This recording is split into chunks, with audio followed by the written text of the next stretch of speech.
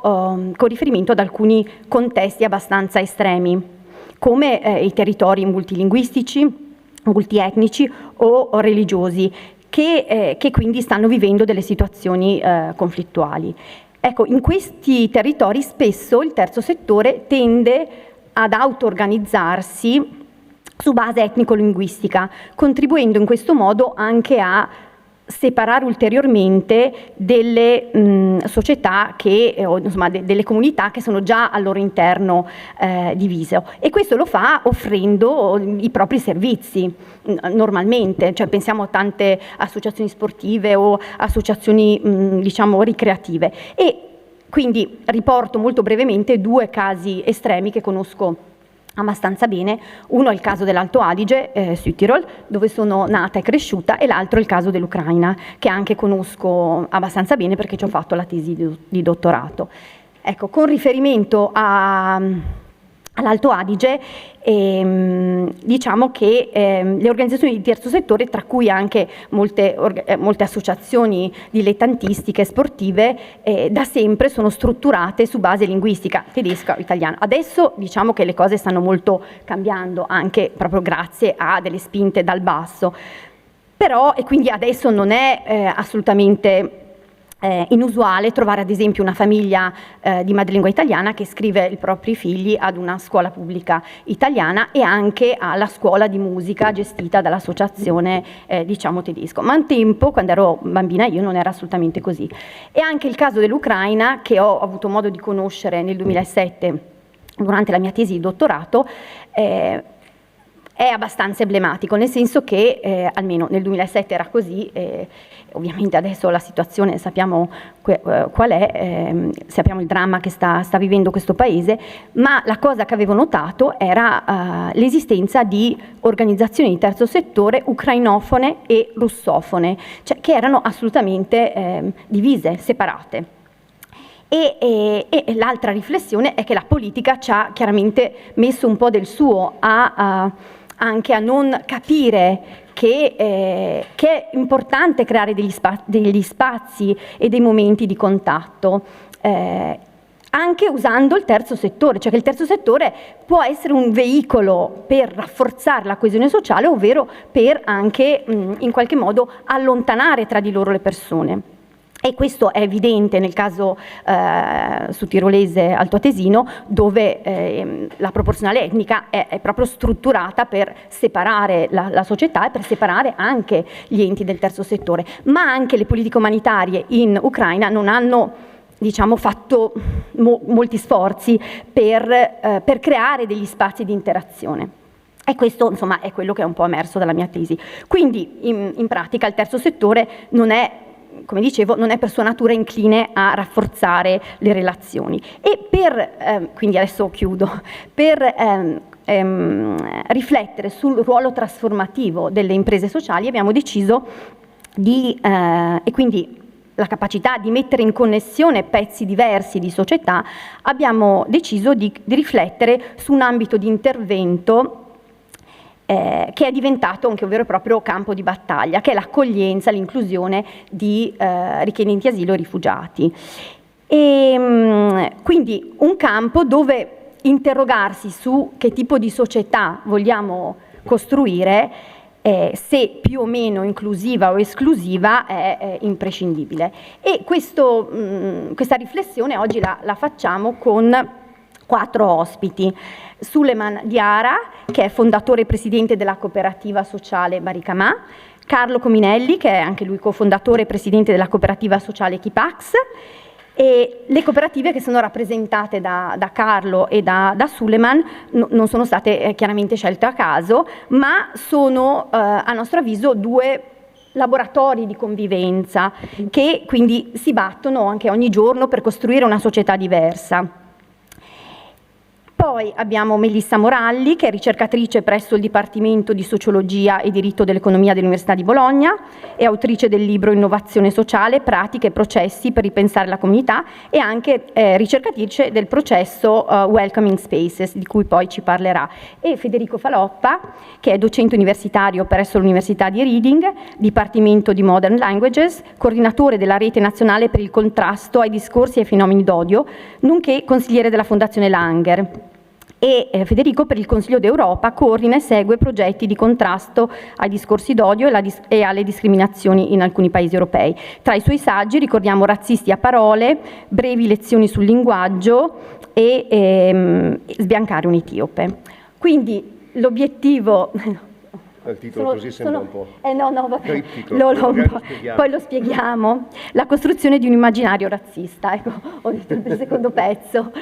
Ecco, l'obiettivo della sessione quindi è riflettere insieme se e in che misura e a quali condizioni possono le imprese sociali diventare dei costruttori di ponti e quindi contribuire a creare degli spazi di contatto, scambio e convivenza. Allora, iniziamo con Suleiman, che è il presidente, come dicevo, di Baricamà, che in lingua bambara significa resilienza, e la sua è una storia di riscatto da una situazione di sfruttamento, ma anche una storia di collaborazione a 360 gradi, perché tra i vostri soci, lavoratori non italiani, oltre a diciamo, aver innescato un percorso di sviluppo economico e di inclusione, dopo un'esperienza di lavoro degradante, diciamo, a Rosarno, voi come cooperativa accompagnate anche in un percorso di inclusione alcune persone affette dalla sindrome di Asperger. Ecco, quindi ci racconti un po' sia di te che della storia della vostra cooperativa. Grazie.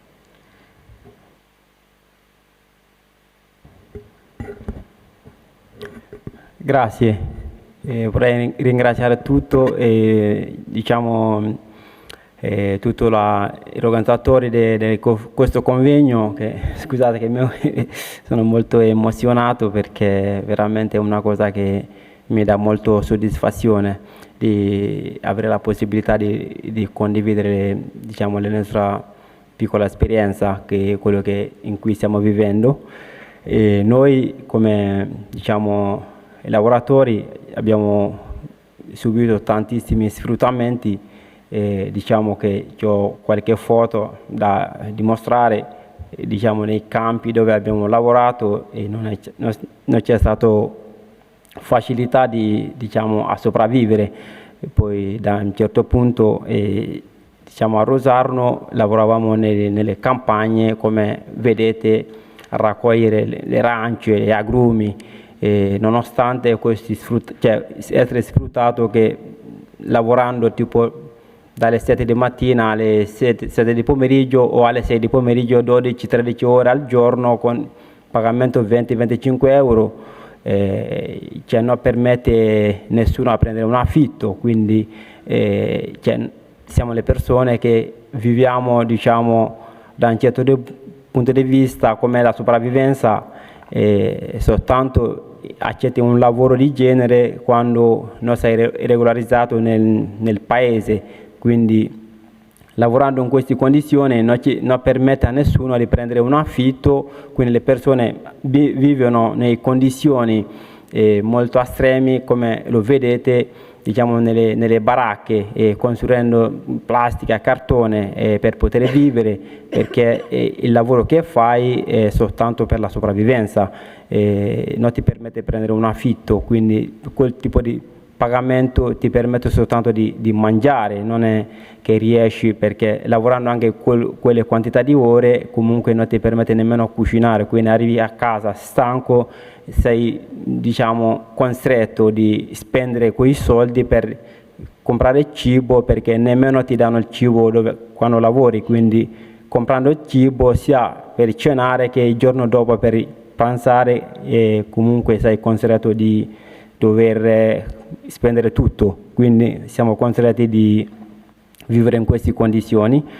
E nel 2010 c'è stata questa manifestazione che era stato contro, diciamo, sia lo sfruttamento che il razzismo, perché le persone, nonostante lavorano in queste condizioni, ci sono state varie sparatorie sulla strada come un divertimento, cioè uno che prende la macchina spara alle persone che camminano sulla strada, quindi la manifestazione era legato a questo, che è stata una ribellione perché non se ne poteva più, quindi dopo questa manifestazione siamo venuti a Roma, quindi siamo stati qualche notte alla stazione Termina a Roma e le persone dormivano alla stazione in questo modo, e con un'associazione a Roma, ex SNIA, che stanno sulla Prenestina, e varie manifestazioni davanti alla prefettura e anche del Ministero del Lavoro. Siamo riusciti a ottenere un permesso di soggiorno umanitario e rinnovabile, ci hanno dato un permesso di 1 anno. Con questo permesso comunque tocca cercare lavoro, come non è facile trovare lavoro se non hai esperienze, non hai studiato. C'è la maggioranza delle persone che vivono in queste condizioni non hanno studiato, quindi tanti fanno fatica ad inserirsi nella società, perché al di là delle carte che devi presentare per trovare lavoro, se non parli la lingua diventa ancora più difficoltoso, e tanti, quando hanno avuto il permesso di soggiorno hanno ricominciato a viaggiare. Io a quel momento quando ho preso il permesso di soggiorno, sono andato in Puglia, a Foggia. Questo che vedete adesso è in Puglia, a Foggia. È un posto che si chiama Grangheto, che si trova in Puglia, a Foggia, e le persone lavorano in queste condizioni, le stesse condizioni, raccogliendo i pomodori. E quando uno va al supermercato, qualunque supermercato che trovi pomodori in offerta, non biologico, lo trovi un minimo 99 centesimi in offerta, e vai a immaginare chi raccoglie 350 kg, questi cassoni che vedete prendono 350 kg di pomodori, vengono pagati 3 euro a cassone, e se riesci a raccogliere 12-15 già hai lavorato abbastanza, quello è il tuo salario, e paghi anche il caporalato che ti porta al campo, quindi paghi un pulmino per portarti nel campo. Quindi vedendo queste esperienze così, a quel momento ho deciso di tornare a Roma, in cui siamo amici che abitavamo in questo centro raccoglienza, in centro sociale. Abbiamo cominciato a pensare, per noi rimanere dentro, là dentro senza fare niente, abbiamo cominciato a ragionare, facciamo una produzione per la sopravvivenza. E c'è un gruppo di contadini a Roma che è chiamato Terra a Terra, e fanno questi mercatini nei centri sociali, che è abbastanza facile per poter vendere i prodotti, e con loro ci hanno detto: noi possiamo accettarvi se siete voi, affacciarvi con la clientela per spiegare cosa fate e come viene fatto il prodotto, perché nel momento non poteva essere regolarizzato il prodotto. Quindi utilizzavamo le pentole in questo modo per fare la produzione, e andavamo ai mercati a vendere questo yogurt. Tutto nasce dalla produzione dello yogurt nel 2011, e da questa vendita siamo riusciti, dopo 1 anno, da 15 litri di latte alla settimana, in 2 siamo arrivati in 6 alla produzione con 150 litri. Quindi nel 2013 abbiamo partecipato a un bando della Regione Lazio per poter acquistare i materiali per poter regolarizzare il prodotto, perché il prodotto è molto piaciuto. Quindi nello stesso tempo perché prima di arrivare a partecipare al bando facevamo già delle consegne a domicilio, chiedendo direttamente ai clienti di darci dietro il vetro per riutilizzarlo, perché oltre che non essere sfruttato, abbiamo pensato anche il rispetto all'ambiente, e rispettare l'ambiente abbiamo cominciato a prendere i prodotti, il vetro indietro per poter riutilizzo, e le consegne a domicilio in bicicletta. Nel 2013, vincendo il bando, abbiamo fatto la cooperativa sociale di tipo B, che ha la particolarità che deve inserire le persone svantaggiate, e la nostra scelta di mettere le persone svantaggiate è stato di mettere le persone con la sindrome di Asperger, perché le persone sindrome di Asperger hanno questa specie di difficoltà di essere inseriti nel settore, diciamo, lavorativo, anche qualunque, cioè nella società non riescono a essere inseriti perché sono sempre stati discriminati di come sono fatti. E questo è un grosso problema proprio nella società, che queste persone vengono abbandonate dalla società. Noi come stranieri, più spesso anche africani, chi non ha studiato non riesce a essere inserito nella società perché non hai nessuna carta per poter essere presentato cosa sai fare, e nello stesso tempo se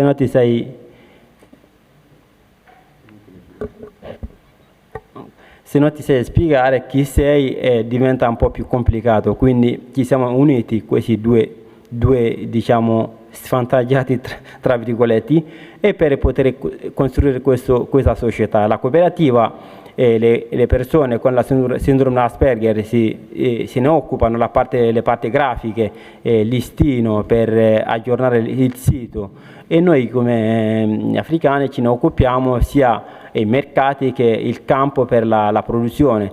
Quindi dallo yogurt siamo passati al Casale di Martignano, che è a 40 km da Roma, e da lì abbiamo cominciato a fare la produzione degli ortaggi, quindi facendo gli ortaggi e dello yogurt, e siamo riusciti comunque ad andare avanti con tutta la fatica. È molto difficile come una impresa sociale, e soprattutto quello che noi stiamo facendo all'ambito dell'agricoltura non è molto semplice, e con loro siamo riusciti a essere inseriti direttamente al Casale di Martignano. Abbiamo cominciato a utilizzare tutta l'attrezzatura dei formaggi per fare la trasformazione dello yogurt, però nello stesso modo facciamo come facevamo noi a mano con le pentole, perché ha una diversa lavorazione rispetto ai macchinari, perché lo yogurt è molto piaciuto perché il fatto che facciamo diciamo una maniera nostro africano che ha tutto sapore diverso, e non è un yogurt classico, però una volta che uno assaggia non vuoi più quello del supermercato perché è tutto diverso. E utilizzando il latte biologico, sempre all'ambito sociale, cerchiamo di andare avanti con tutto quello che facciamo, da Roma a Casale Martignano, e della vendita. Questo è Casale Martignano, quelli due che sono uno dietro l'altro sono i fratelli che ci hanno ospitato al Casale di Martignano, con tutta la difficoltà che avevamo, perché a quel momento noi siamo trasferiti da loro senza i macchinari, quindi che facevano loro tutto il trasporto per noi. Comunque diciamo che noi ringraziamo loro dovunque andiamo, perché ci hanno dato il sostegno fin dall'inizio fino a oggi. Siamo sempre al Casale Martignano con tutta la fatica. Comunque cerchiamo di andare avanti, e il nostro scopo è cercare di aiutare sia le persone con sindrome di Asperger che gli africani, che diciamo ogni difficoltà si deve affrontare con un buon cuore, perché non si può discriminare nessuno, essere abbandonato per la tua difficoltà. Quindi da noi gli africani diciamo in questo modo, perché il fatto che viviamo con le famiglie molto numerose, quindi la nostra famiglia, che sono i cortili, vengono diciamo gestiti in quel modo, non è che ognuno viene lasciato per te, per quello che sai come sei, viene accolto per andare avanti insieme alla società. Quindi con diciamo, i ragazzi con la sindrome di Asperger abbiamo fatto diversi tirocini per imparare chi non sa andare ai campi, c'è chi vuole imparare per fare delle consegne, chi vuole fare i mercati, tutte le consegne che facevamo in bicicletta a Roma. C'è chi ha imparato ad andare in bicicletta con noi ed è oggi che è autonomo, fa le consegne per sé. Chi adesso si sono iscritti per Deliveroo per fare le consegne, poi ogni volta passa per ringraziarci, perché perché senza il nostro aiuto non sarebbe stato in grado di poter fare questo lavoro, e c'è un contratto a tempo indeterminato, però è sempre stato grazie al nostro aiuto. Poi nel 2017 abbiamo partecipato a un bando della regione Lazio e del Comune di Roma per la gestione di un parco a Roma, Parco Nemorense. All'interno c'è un bar, un chiosco, e dove questo bar abbiamo sempre pensato come la possibilità di inserire le persone. La cosa fondamentale per noi è stato soffocarci su, diciamo, i mercati e anche i luoghi pubblici, perché io personalmente non sono mai stato a scuola, né nel mio paese né qua in Italia, però grazie a questo progetto riesco a spiegarmi oggi chi sono, perché avendo un confronto con il pubblico e le presentazioni e i mercati e spiegare il prodotto come viene fatto, mi ha reso la possibilità di spiegarmi chi sono e poter raccontare l'esperienza che c'è io. Perciò per me è stato molto fondamentale di inserire le persone che riescono ad andare sia ai posti pubblici, quindi anche nel bar che abbiamo vinto cerchiamo di inserire sempre le persone che hanno maggiore difficoltà. Questo è il chiosco, che il bar oggi ha una funzione che c'è più di 10 dipendenti dentro che lavorano. Oltre che noi siamo 7 soci della cooperativa, però abbiamo oltre 10 dipendenti a questo bar, oltre noi 7, perciò è stata sempre una cosa molto fondamentale che avere la possibilità a dare lavoro a chi ha bisogno e a chi ha difficoltà. Quindi vorrei molto ringraziare, questa è l'esperienza che stiamo portando avanti. L'obiettivo è sempre andare avanti, guardare dritto di quello che facciamo, e noi cerchiamo di sostenere sia l'ambiente che cercare di aiutare sia noi stessi che le persone con la sindrome Asperger, perché è molto fondamentale per noi. Grazie.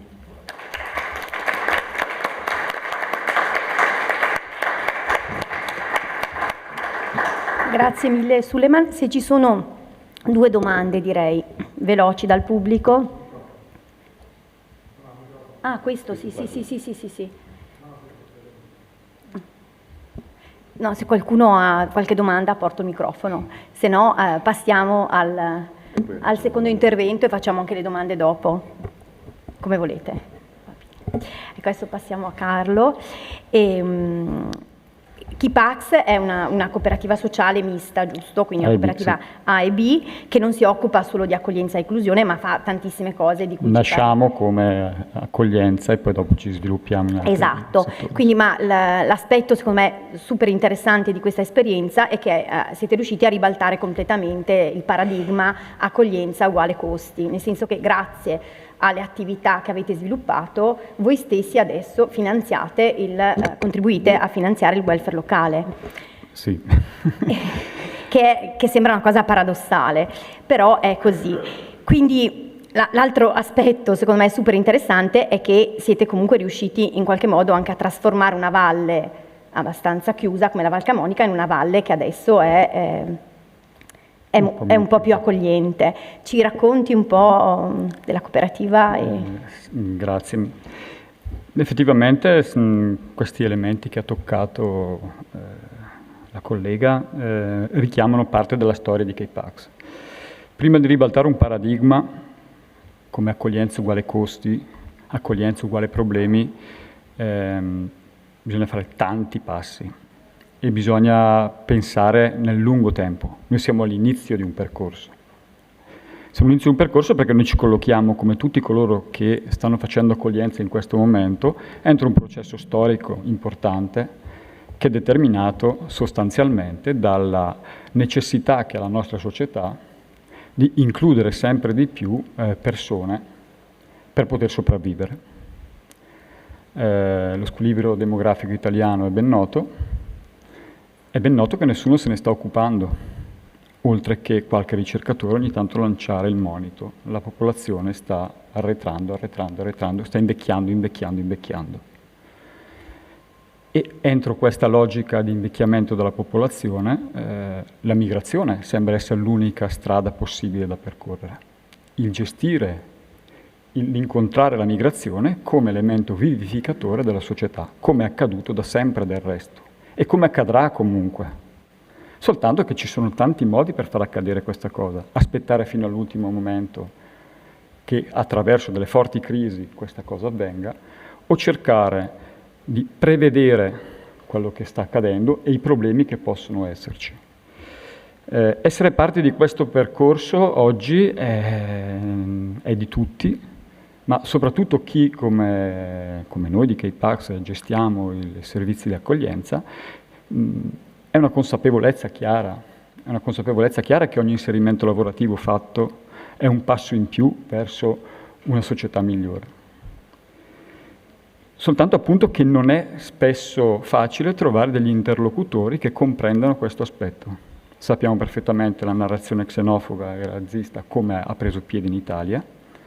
Sappiamo come è stata sbeffeggiata la Boldrini quando parlava di risorse, intendendo persone che possono appunto essere inserite produttivamente nella società. E è diventata una barzelletta la storia delle risorse della Boldrini, se vi ricordate, non tanto tempo fa.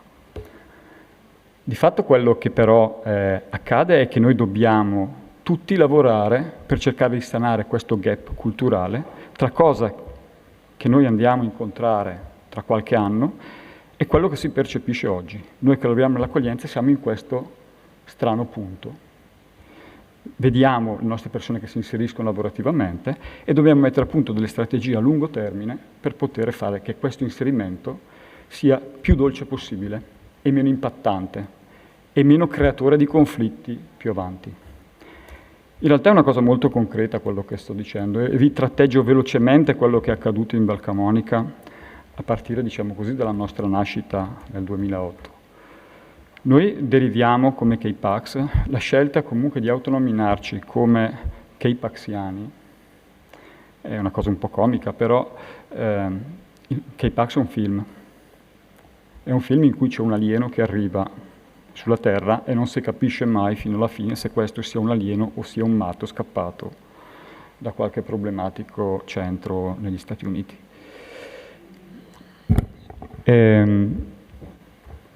Quindi una scelta di identificarci appunto come alieni entro una valle e quando iniziamo a lavorare siamo la costola di un piccolo centro parrocchiale, uno dei primi centri SPRAR dell'Italia, 2004, che gestisce tranquillamente una decina di persone, di questi migranti, /rifugiati, /richiedenti asilo, perché sappiamo che entro il canale della richiesta d'asilo tanta parte della migrazione è stata obbligatoriamente compressa in questi anni, visto il blocco dei visti per entrare in Italia, soprattutto da alcune aree del mondo.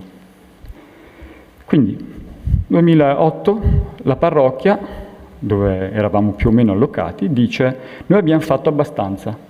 Queste 15 persone sono il massimo del problema che si può percepire.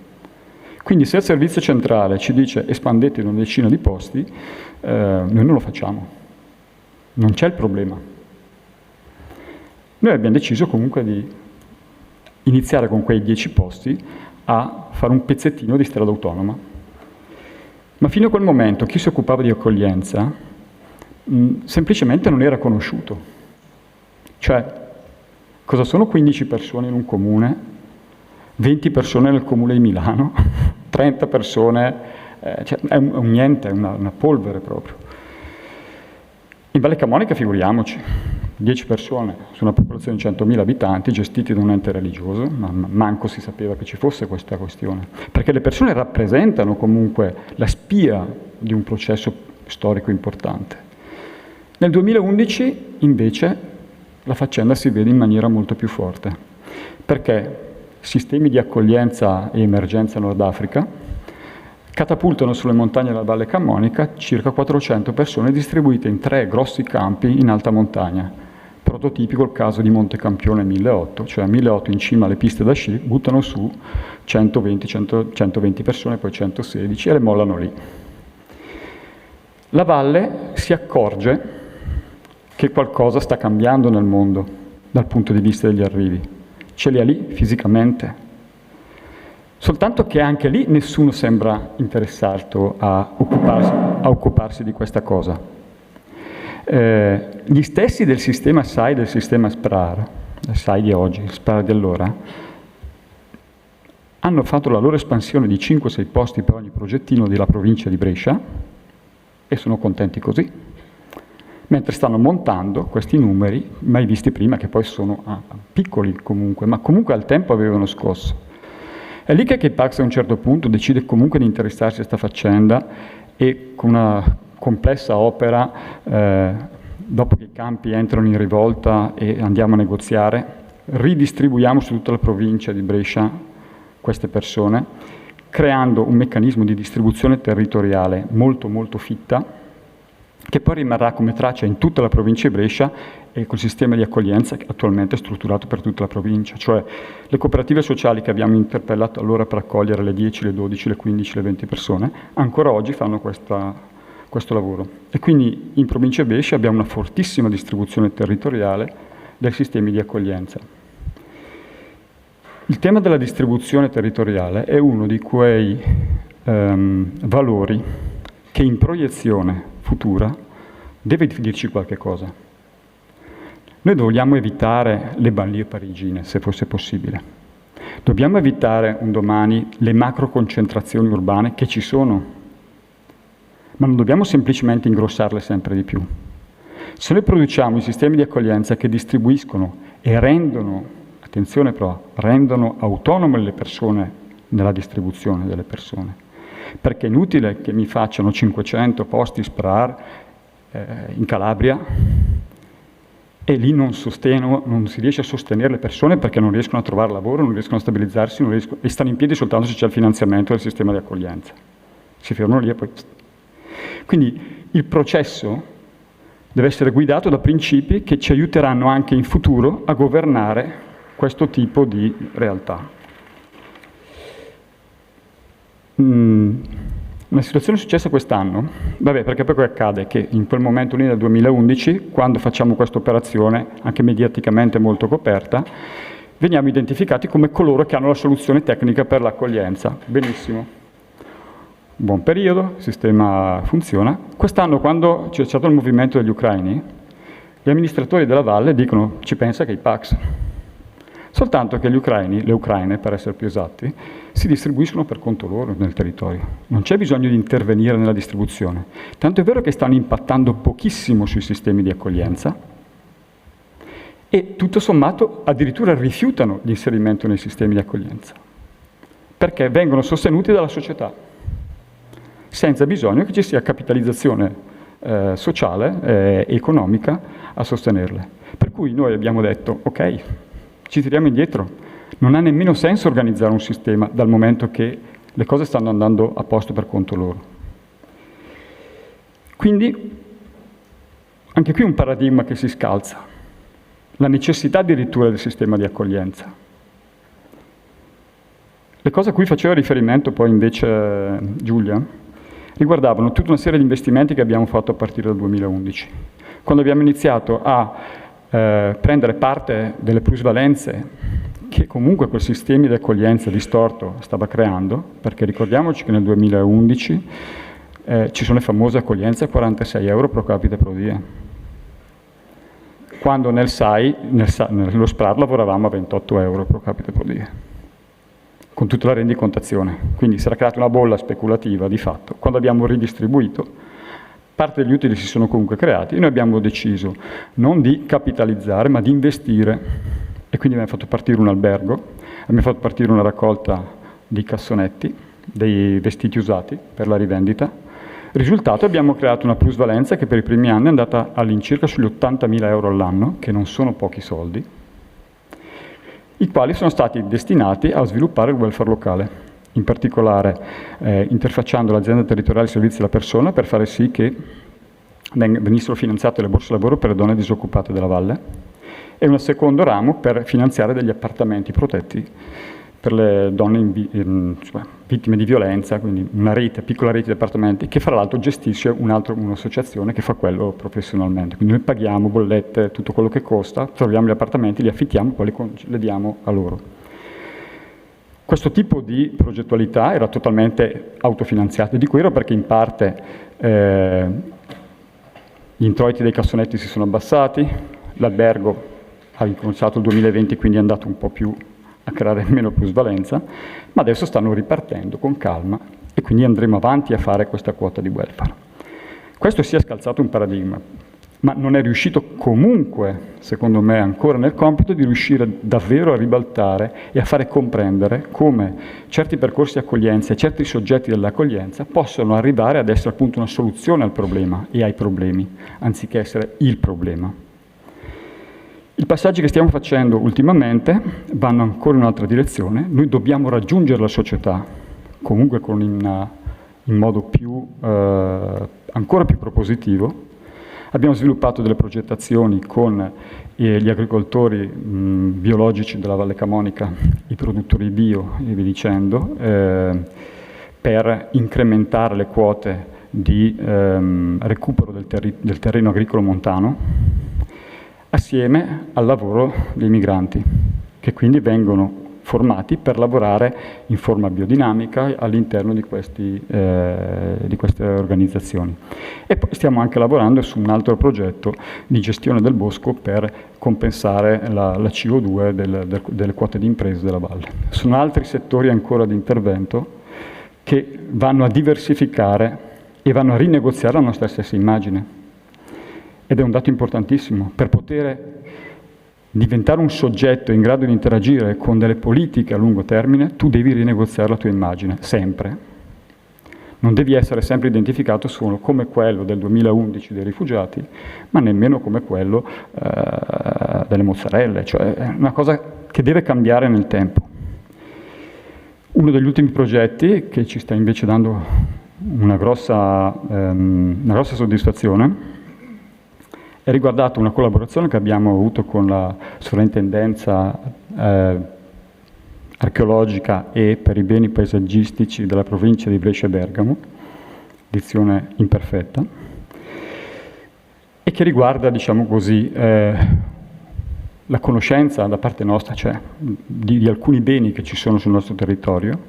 A Breno, dove abbiamo la sede, abbiamo un importante parco del santuario di Minerva, un'importante vestigia romana che racconta una storia particolare di incontro culturale.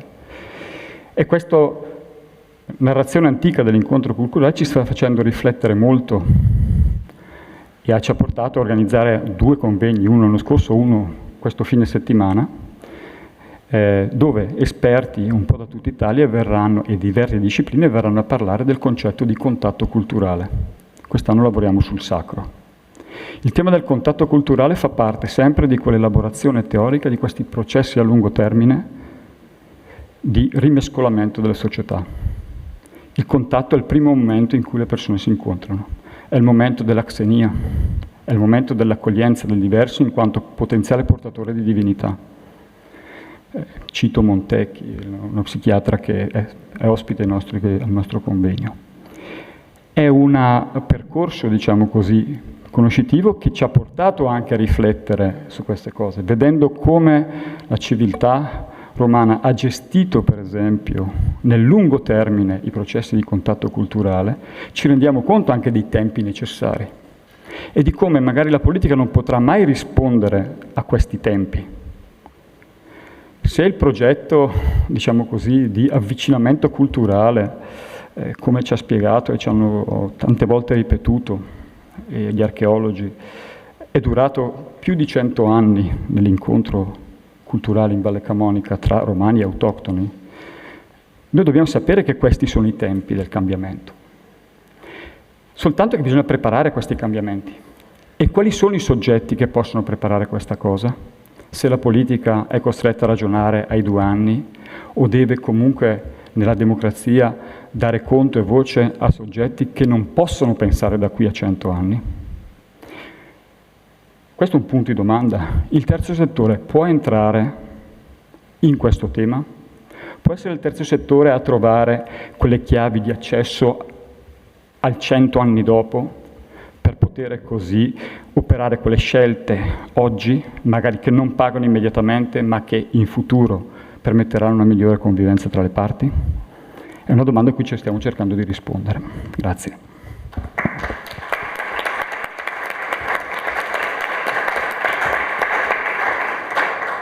Grazie mille Carlo.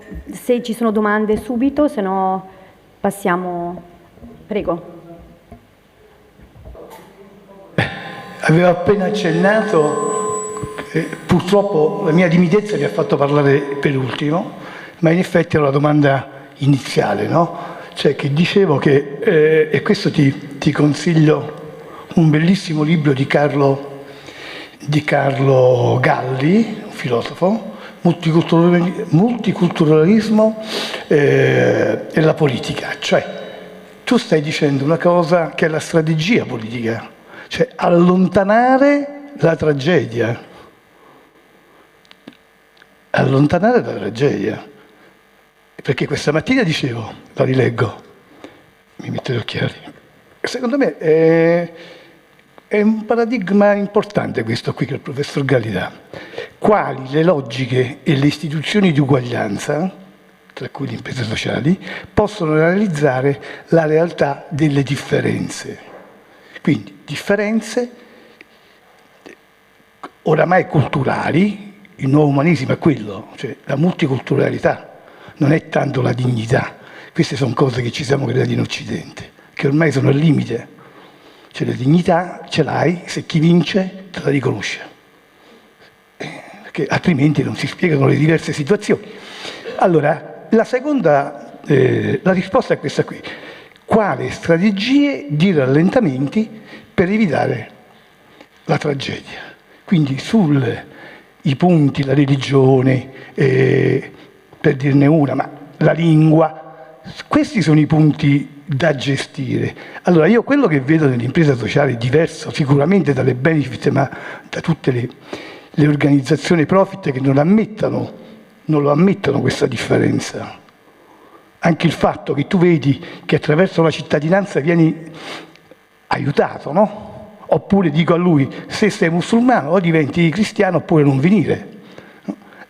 Queste cose qui non risolvono il problema del multiculturalismo. E allora mi rifaccio a questa cosa che dicevo questa mattina. Secondo me, un consiglio così, è un professore di filosofia che parla anche di filosofia politica e spiega benissimo questo aspetto qui. Quindi quello che tu racconti è esattamente la strategia politica, cioè allontanare quello che oggi invece sarebbe una fiammata, cioè sarebbe una differenza che crea seri problemi. E quindi strategicamente io nel tempo ti vedo che vai verso quel percorso, cioè prima o poi ci dobbiamo affrontare, abbiamo fatto le guerre di religione, cioè sono state fatte delle cose turche per gestire la necessità immediata, ecco. Grazie. La questione mi ha subito solleticato una parola, ricombinazione, non integrazione.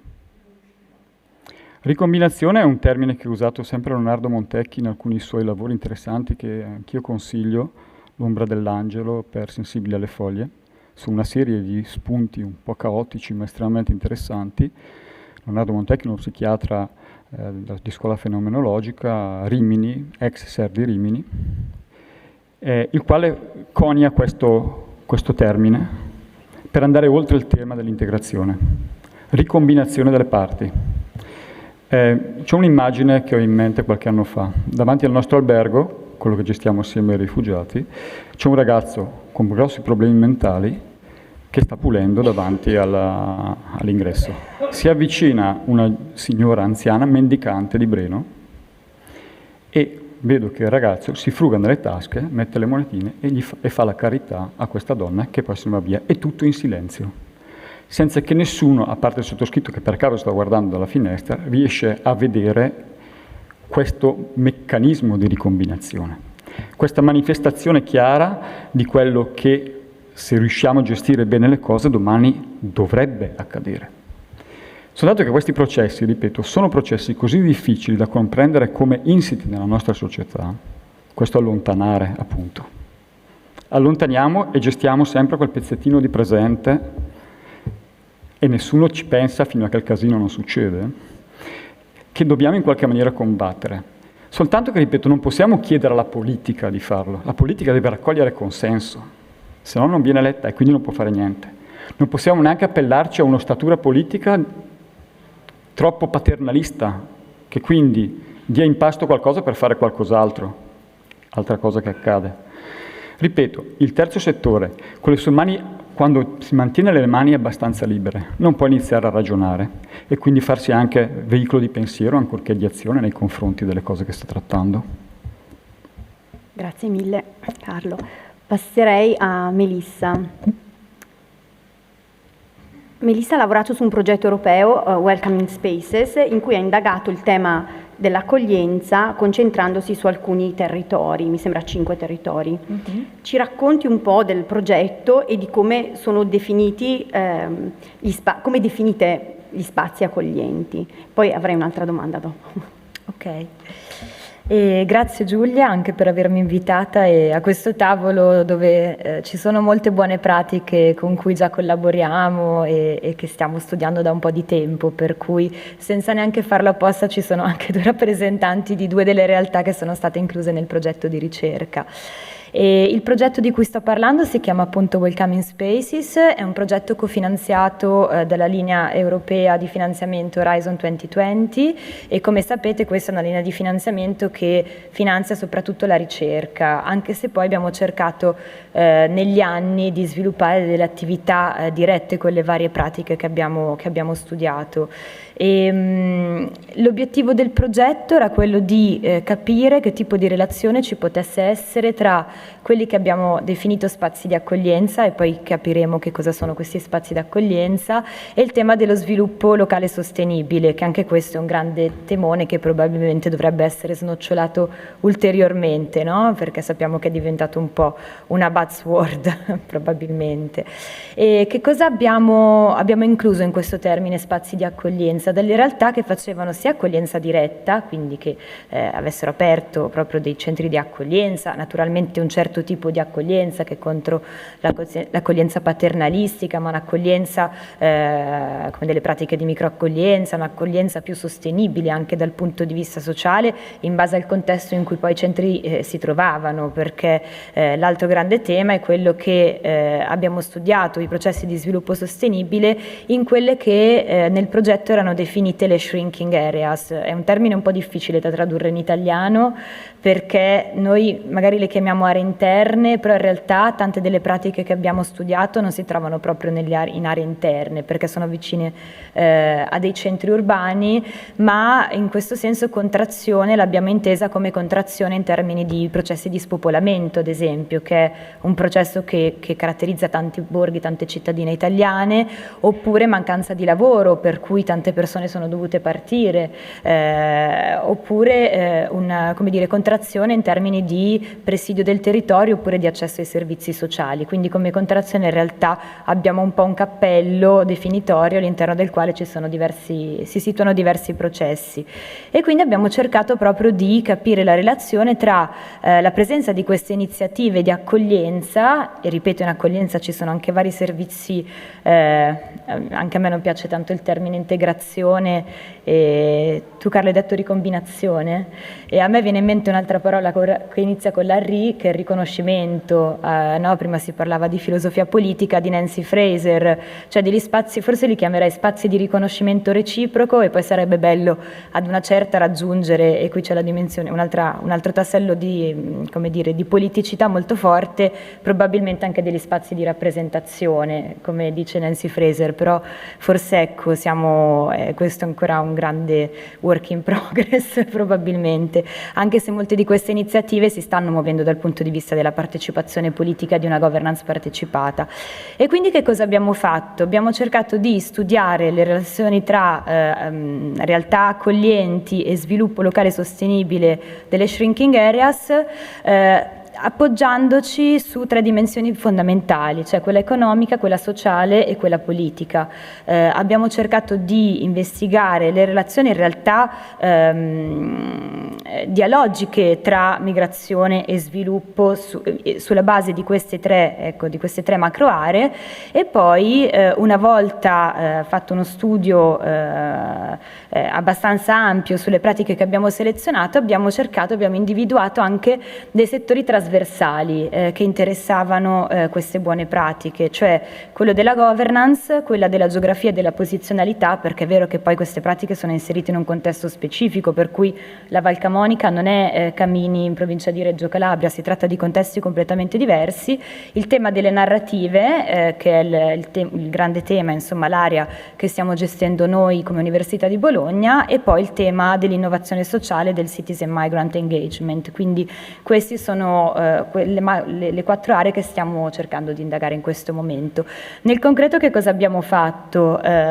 Io e una mia collega, la dottoressa Ricelo Monaco, siamo andate, abbiamo viaggiato per tutta l'estate scorsa, abbiamo iniziato il nostro viaggio a giugno in Calabria, l'abbiamo terminato a settembre a Bronate all'interno di una summer school organizzata dalla cooperativa Miledù, e durante tutte queste settimane abbiamo fatto delle interviste, dei focus group, delle osservazioni ai partecipanti, coinvolgendo non solo chi si trovava in quel momento all'interno del sistema d'accoglienza o all'interno dei vari progetti di accesso ad un lavoro dignitoso, di lotta al caporalato, insomma,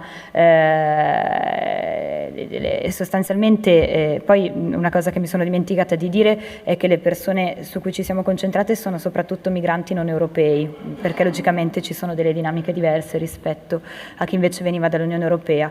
Abbiamo parlato anche con i policy maker, con i sindaci, naturalmente con i cooperanti che facevano parte delle iniziative, con gli abitanti, anche se questo aspetto non è sempre stato semplice, anche qui il contesto ha giocato un ruolo fondamentale,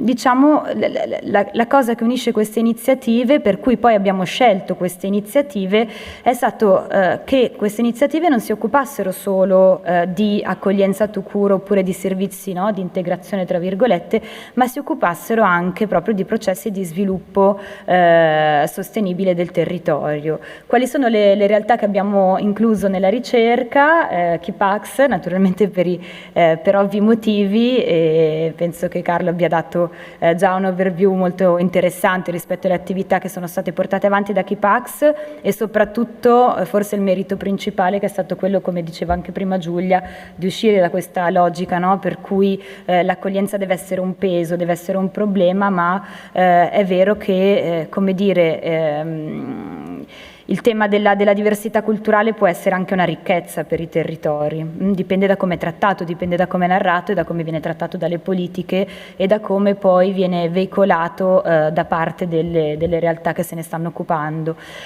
Siamo poi in Calabria invece abbiamo incontrato 2 realtà molto interessanti, una è Camini, che si trova a 3 chilometri da Riace, penso che la conosciate perché è un'esperienza interessante dal momento in cui le attività legate all'accoglienza e poi anche altre attività che sono state sviluppate nel tempo da questa cooperativa sociale sono riuscite almeno in parte a contrastare lo spopolamento. Camini è questo borgo che era veramente caratterizzato da tanta immigrazione verso non solo altre parti dell'Italia ma anche verso altre parti dell'Europa, tanti abitanti se ne erano dovuti andare, e dopo che è stata aperta la cooperativa sociale in effetti si sono creati nuovi posti di lavoro che hanno permesso non solo attraverso per esempio l'attività di mediazione culturale di far rimanere alcuni ex beneficiari e beneficiarie, ma anche proprio di creare dei posti di lavoro e anche luoghi di socialità in un piccolo borgo che era quasi totalmente abbandonato,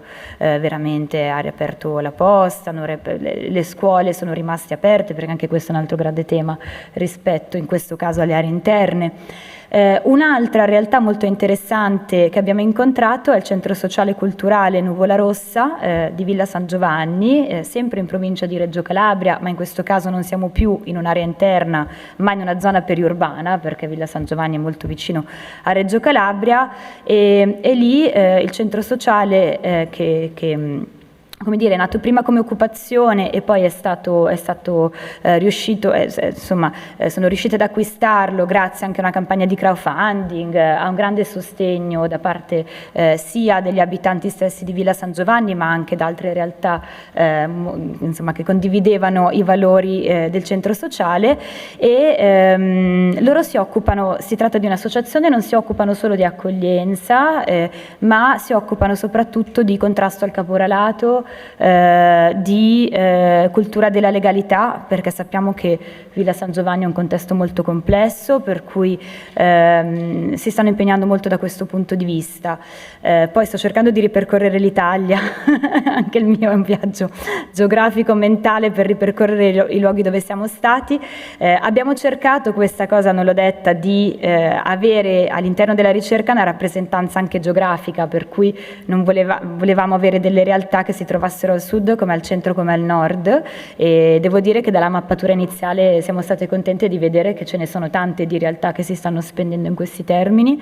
Al centro Italia siamo stati dall'associazione Rise Hub, che è un'associazione che forse adesso ha ridotto un pochino le sue attività rispetto a qualche anno fa, che però è nata per unire il discorso della ritornanza nelle aree interne, ci troviamo nella Valle del Comino, attraverso dei progetti di ospitalità un po' diffusa, quindi un'ospitalità che non riguardasse solo i richiedenti asilo, ma anche per esempio studenti internazionali attraverso Erasmus Project e altri tipi di progetti appunto che derivavano sostanzialmente da fondi europei.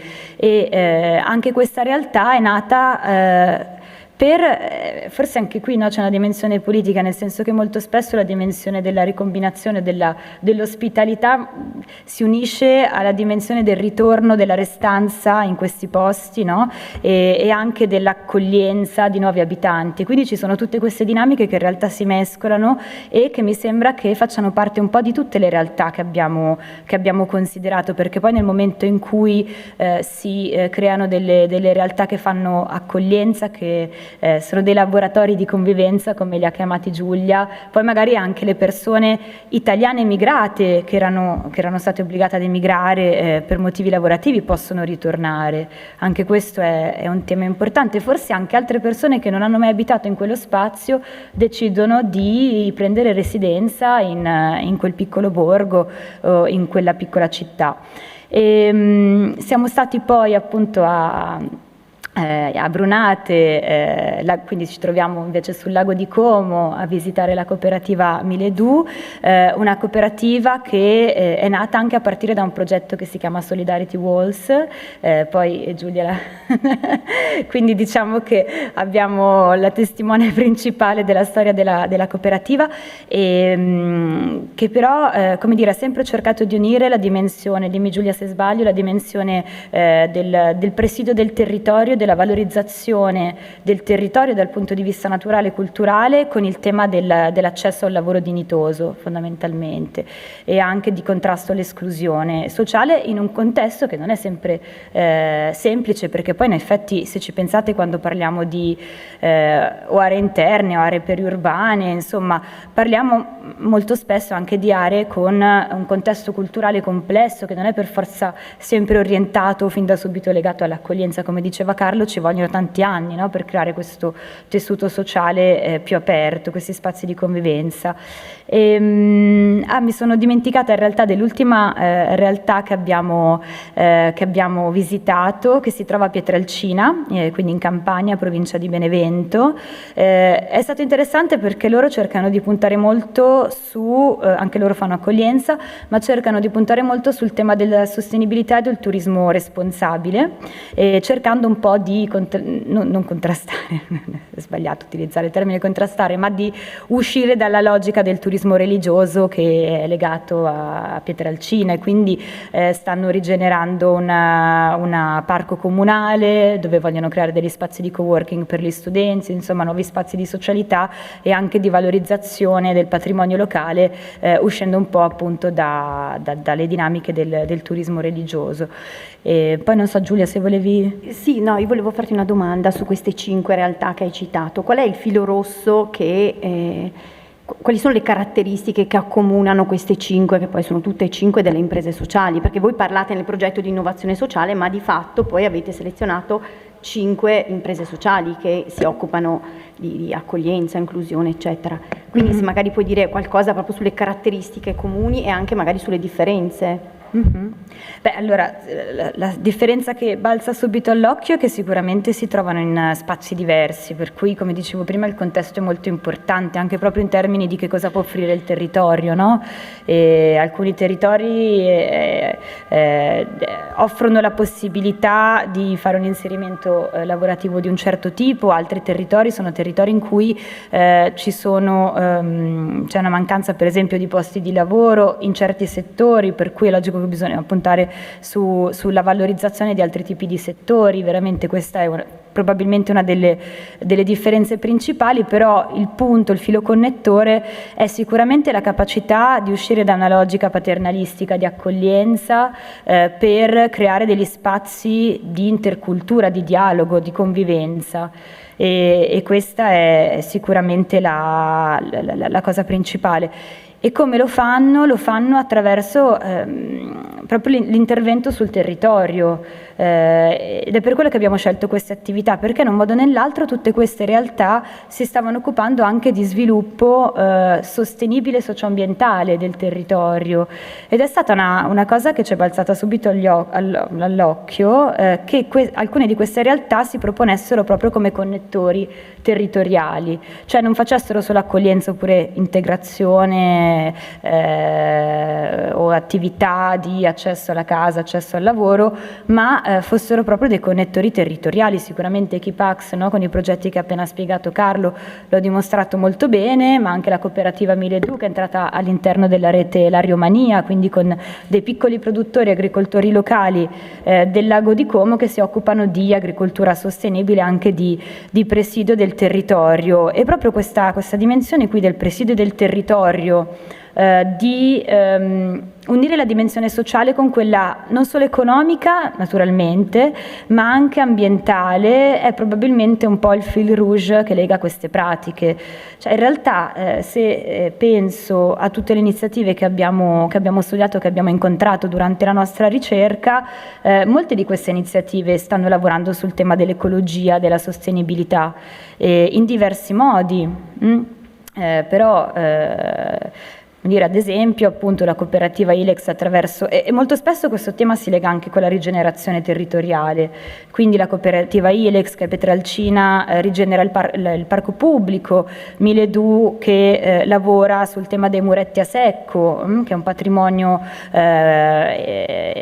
fondamentale in alcune aree interne italiane in termini proprio di presidio territoriale, perché senza i muretti a secco molte volte ci sono dissesti idrogeologici, questioni di questo tipo, e il lago di Como da questo punto di vista purtroppo sappiamo benissimo che è molto interessato. Oppure Camini, anche a Camini, attraverso la rigenerazione di molte case che ora sono dedicate all'accoglienza e all'ospitalità, non solo dei beneficiari ma anche dei turisti, perché poi si stanno sviluppando tutta una serie di progetti di turismo solidale.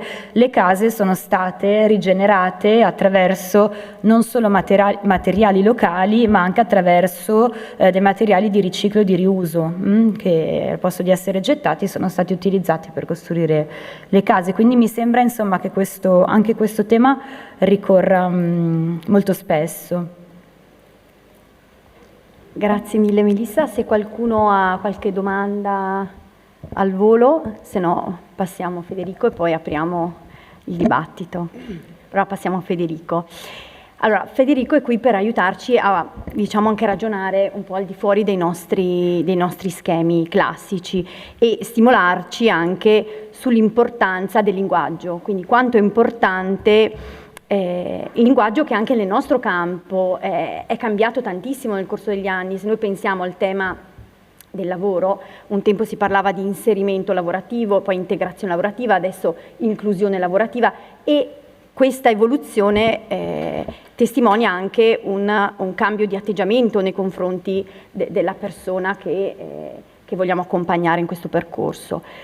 Quindi Federico ci aiuterà un pochettino a ragionare sia sull'importanza del linguaggio, sia anche sull'origine dell'ostilità e dei discorsi d'odio e in generale degli atteggiamenti xenofobi che chiaramente insomma, hanno preso piede in molti dei nostri territori. Quindi Federico, dopo se ci puoi introdurre innanzitutto, essendo tu il coordinatore, spiegarci che cos'è questa rete nazionale per il contrasto ai discorsi e fenomeni d'odio, e poi soffermarti un attimino su quella che è secondo te l'origine dell'ostilità nei confronti di chi è diverso da noi, e in che misura è importante l'uso di un linguaggio inclusivo nella costruzione di spazi accoglienti.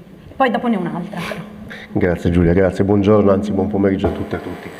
Io non so se riuscirò a aiutarvi in questa riflessione, ci provo a dare alcuni stimoli e a condividere alcune idee, alcune riflessioni, sia come coordinatore della Rete Nazionale per il Contrasto ai Discorsi e Fenomeni d'Odio, di cui vi parlo tra pochi secondi, sia come linguista che da 25 anni più o meno cerca di riflettere sulle rappresentazioni, una parola che abbiamo già evocato, anche non soltanto in termini di inclusione o di esclusione, ma anche di pratiche, appunto, di pratiche di comunità, di pratiche che si possono condividere, contestare, sfidare in qualche modo, e anche scusate, in viaggi in treno con l'aria condizionata ancora, e anche però capire come costruire insieme un lessico che ci possa aiutare ad affrontare le sfide, insomma, del futuro.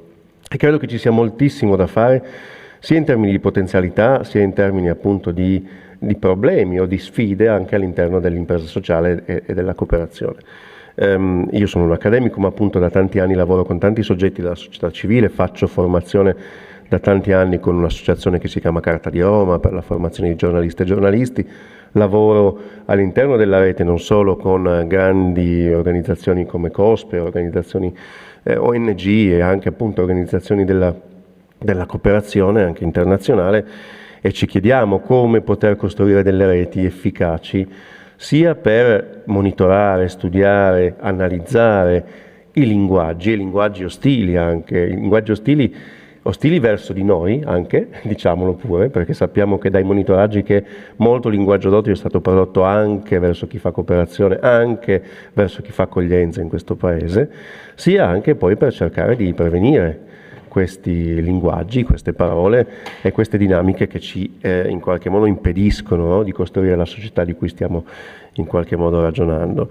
La Rete Nazionale per il Contrasto ai Discorsi e Fenomeni d'Odio nasce qualche anno fa per iniziativa di Amnesty International e mette insieme oggi una quarantina di soggetti a livello nazionale, soggetti che studiano appunto, quindi centri di ricerca, che raccolgono dati, che lavorano sul territorio, questa è una cosa molto importante su cui ritornerò ancora, e che cercano anche di costruire non soltanto delle pratiche ma degli strumenti che possono essere condivisi dall'educazione alla formazione professionale al lavoro anche con le istituzioni e quindi al lavoro di advocacy, che ci sembra molto interessante.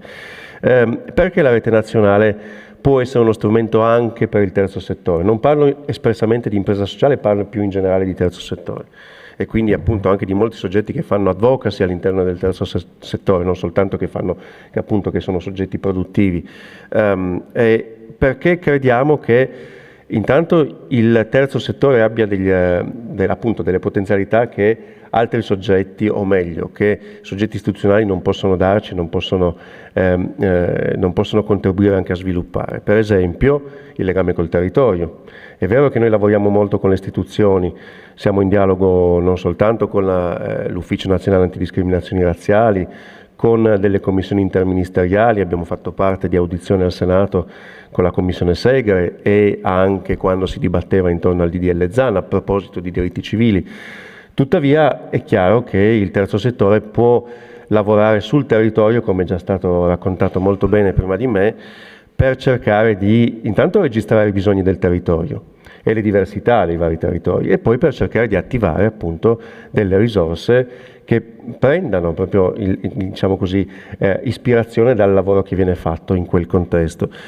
anche nel contrasto ai discorsi e ai fenomeni d'odio. Crediamo che questo sia una cosa fondamentale, e vi dirò anche perché questa convinzione è così matura all'interno della rete. La rete tuttavia non cerca soltanto di fare lavoro sul territorio o di advocacy, ma appunto di costruire degli strumenti di contrasto che si rivolgono anche a categorie professionali, e anche qui entra in gioco il terzo settore. Io immagino, quando parliamo di dignità del lavoro, immagino anche non soltanto alla dignità del lavoro all'interno della cooperazione, e credo che sia un tema molto dibattuto anche in queste giornate, se non ho capito male, ma per esempio in alcune professioni chiave per il racconto di questo paese, immagino il giornalismo per esempio, a chi fa comunicazione, a chi si occupa di media. Noi sappiamo per esempio che spesso la cattiva informazione è anche data da una pessima contrattazione sul territorio, oppure alla gestione indiretta di alcuni appunto fasi della produzione di informazioni. Anche qui il terzo settore può avere un ruolo ancillare, penso alla raccolta dati sui territori che viene delegata spesso a soggetti del terzo settore con delegare a ribasso, e quindi anche con dei problemi metodologici che poi possono inficiare in qualche modo la raccolta dati. Insomma, ci sono delle dinamiche interessanti che però possono anche evidenziare delle potenzialità del terzo settore. Ora, perché dico queste cose? Perché ho fatto parte recentemente di una commissione del Consiglio d'Europa che ha riscritto le raccomandazioni per il contrasto ai discorsi e fenomeni d'odio per 47 paesi. Oggi sono 46, come sappiamo, dopo l'esclusione della Russia dal Consiglio d'Europa. Tuttavia abbiamo cercato di produrre delle raccomandazioni con uno sguardo olistico, cioè d'insieme. E la cosa interessante è che proprio il contributo italiano nostro ha permesso nelle raccomandazioni l'inclusione di un paragrafo molto importante per noi, e cioè la relazione con la società civile, l'organizzazione della società civile, che non deve essere soltanto consultiva, ma deve avere un elemento, una forza propulsiva proprio all'interno del contrasto. Cioè la società civile non deve soltanto in qualche modo sostenere, sostituire le istituzioni quando non ci sono le risorse, o quando bisogna fare per esempio delle attività sul territorio basate spesso anche sul volontariato, non soltanto sul lavoro pagato o mal pagato spesso, ma la società civile, grazie alle raccomandazioni, adesso speriamo appunto nel dialogo con gli Stati, potrà avere un ruolo determinante alla pari con le istituzioni, con i soggetti privati, e tra i soggetti privati abbiamo i soggetti che oggi determinano la circolazione delle informazioni sui social media, le grandi piattaforme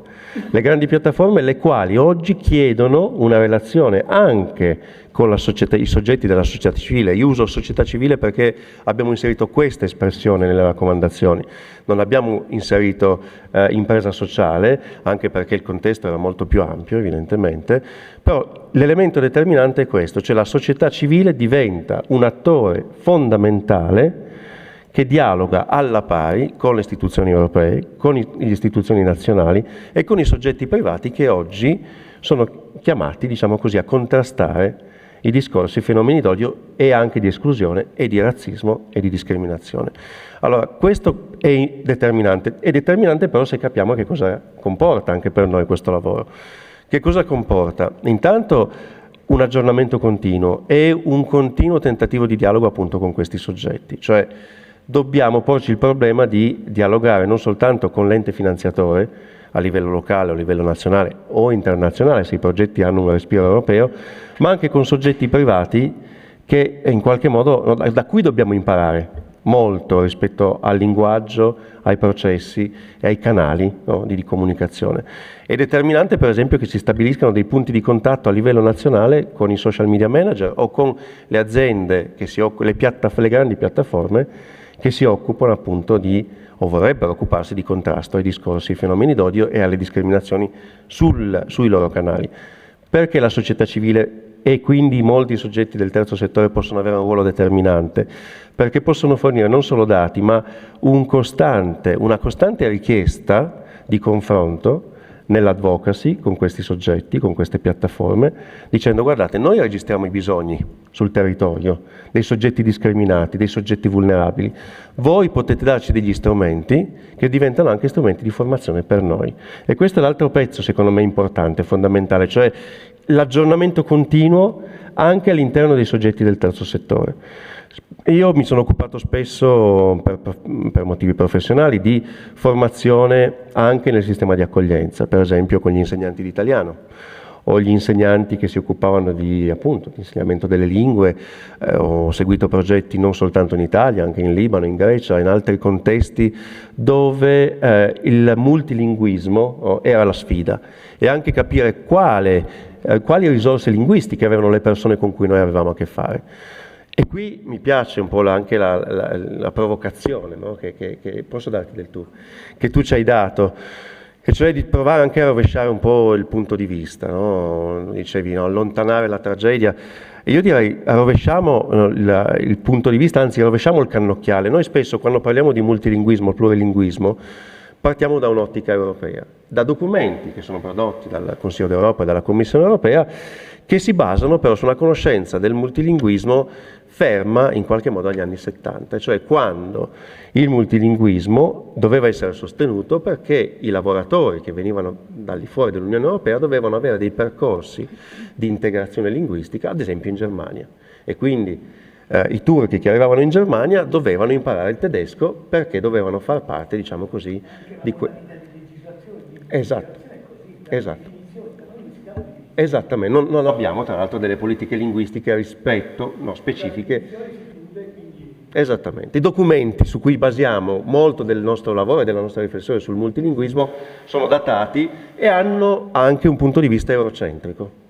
Se noi invece rovesciamo il cannocchiale, no, ci accorgiamo ovviamente che in moltissimi paesi del mondo, tra l'altro in moltissimi paesi africani è la normalità, il multilinguismo è la regola, non è l'eccezione, è un multilinguismo tra l'altro diciamo quotidiano, dove persone, e io ho lavorato con i colleghi e colleghe appunto anche solo in Sicilia, con minori non accompagnati, che arrivavano in Italia con bassi livelli di scolarizzazione, ma che potevano parlare 5 o 6 lingue diverse con moltissime variabili che si intersecavano, quindi molti livelli di competenza diversi. Le abbiamo accolte queste persone nel sistema di accoglienza, anche laddove c'erano dei processi virtuosi, c'erano delle risorse, c'era una formazione adeguata, pensando che il multilinguismo dovesse appunto basarsi sulla visione eurocentrica, per cui tu arrivi con un basso livello di scolarizzazione e quello che devi dimenticare è la tua conoscenza pregressa, devi in qualche modo passare da una lingua A,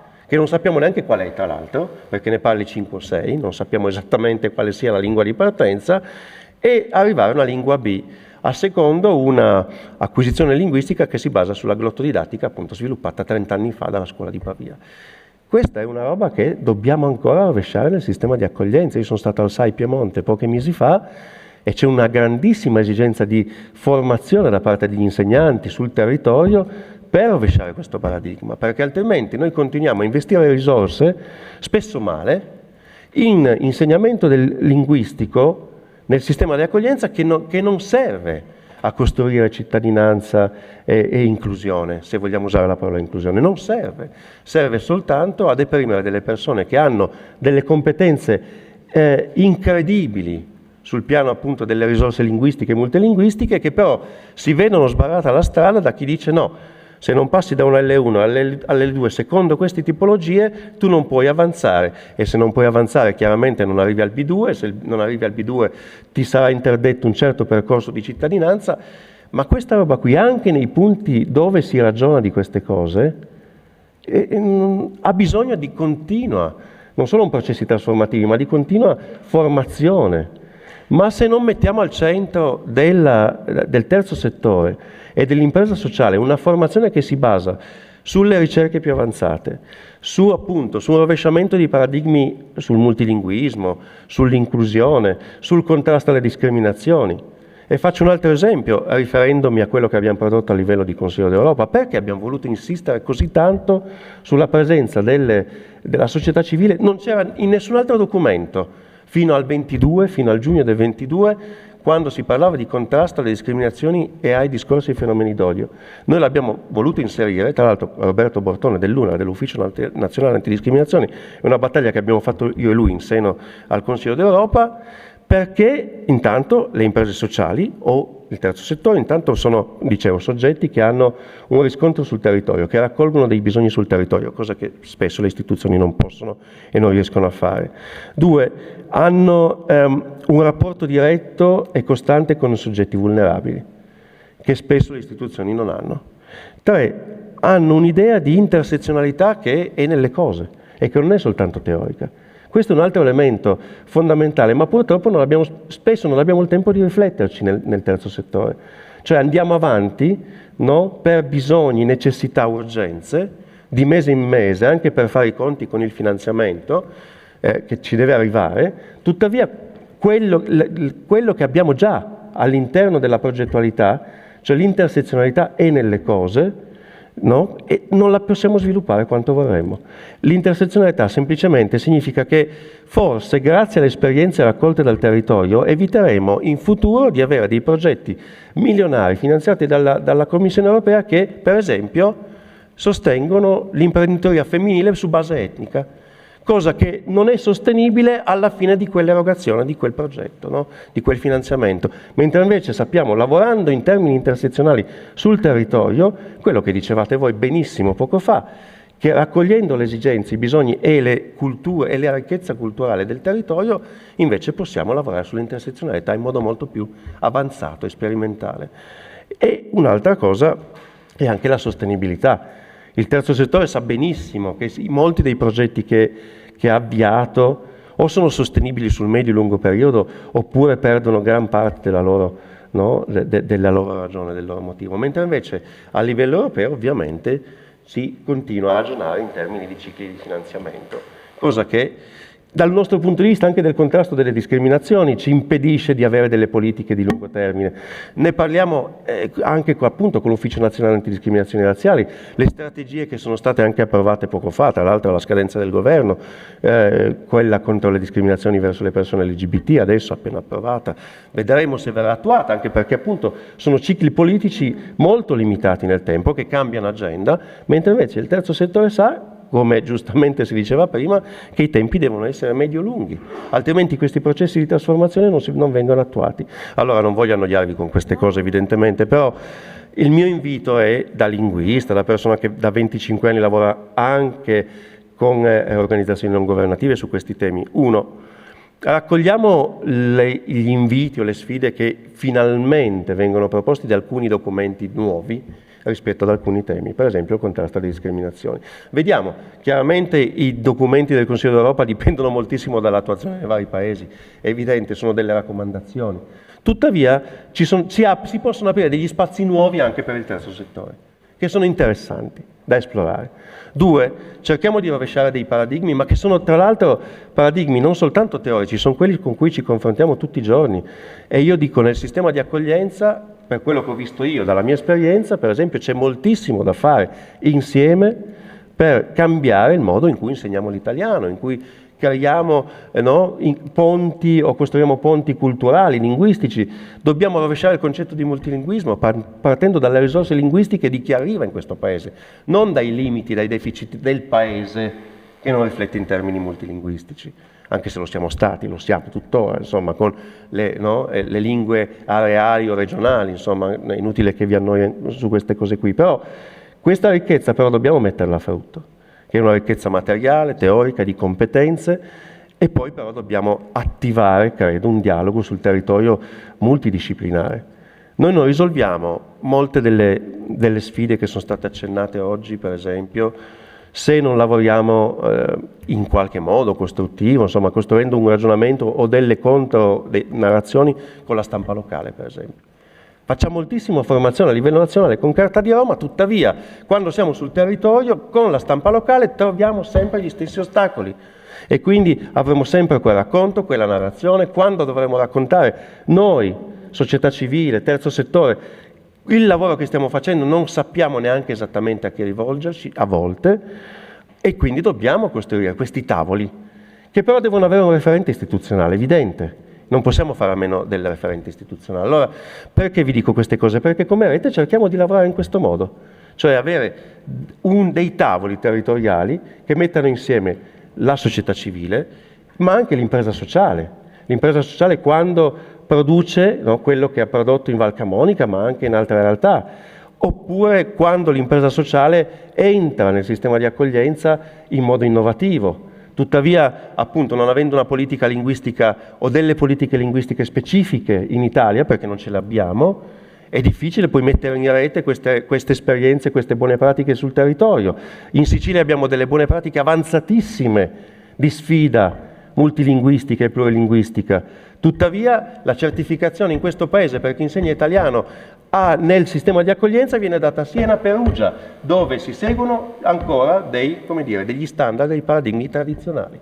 Ci sono delle cose che non funzionano evidentemente. Anche se avete del personale che ha la certificazione da Siena o da Perugia, probabilmente questo non basterà ad essere innovativi su questo piano. E quindi dobbiamo mettere in rete queste esperienze e poi dobbiamo farlo anche con chi fa formazione sul territorio.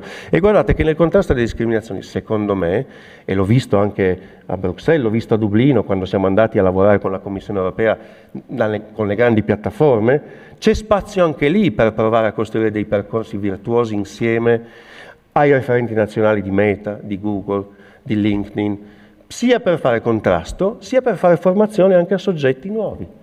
Per esempio, chi l'ha detto che il lavoro che facciamo con i media sia soltanto un lavoro, come dire, di scambio di informazioni? Noi vogliamo fare formazione professionale di altissimo livello per le persone che stiamo inserendo sul territorio, anche come professionisti dell'informazione.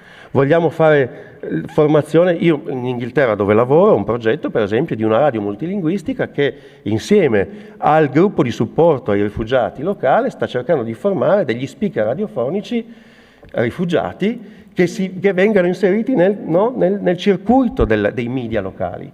E questo è un processo che possiamo attivare virtuosamente, però se facciamo formazione che parta dalla ricerca, dall'innovazione, utilizzando gli spazi che ci vengono messi a disposizione e mettendo in rete le buone pratiche evidentemente e facendoci anche delle domande. Scusa, sono stato un po' lungo e chiudo. E chiudo anche sul lessico che utilizziamo noi, sul linguaggio.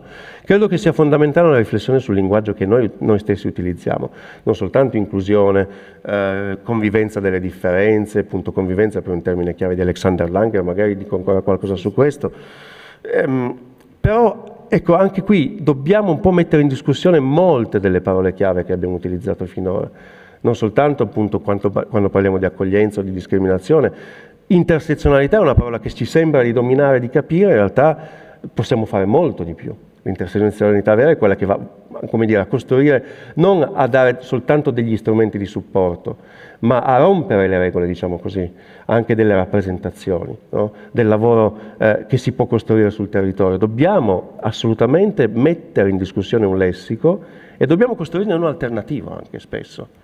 Ma se non lo facciamo noi, se non lo fate voi, se non lo fa il terzo settore, chi lo fa? Chi può farlo? Partendo dai bisogni delle persone, evidentemente. Ora io appunto ho lavorato tanto, ma sono un accademico, quindi ripeto, non posso dare lezione a nessuno, né voglio dare lezione a nessuno. Tuttavia sul piano della ricerca, e qui chiudo, credo che davvero la sfida del terzo settore sia quella di accogliere e raccogliere le punte più avanzate anche sul piano della ricerca. Lo so che non c'è tempo e non ci sono risorse, perché le risorse allocabili servono per sostenere il progetto, servono per concluderlo. Tuttavia dobbiamo assolutamente fare innovazione nella ricerca in questo Paese e dobbiamo farla dalla prospettiva del terzo settore. Altrimenti anche qui purtroppo non andiamo avanti, come dire, non produciamo quella sostenibilità che vorremmo invece costruire insieme.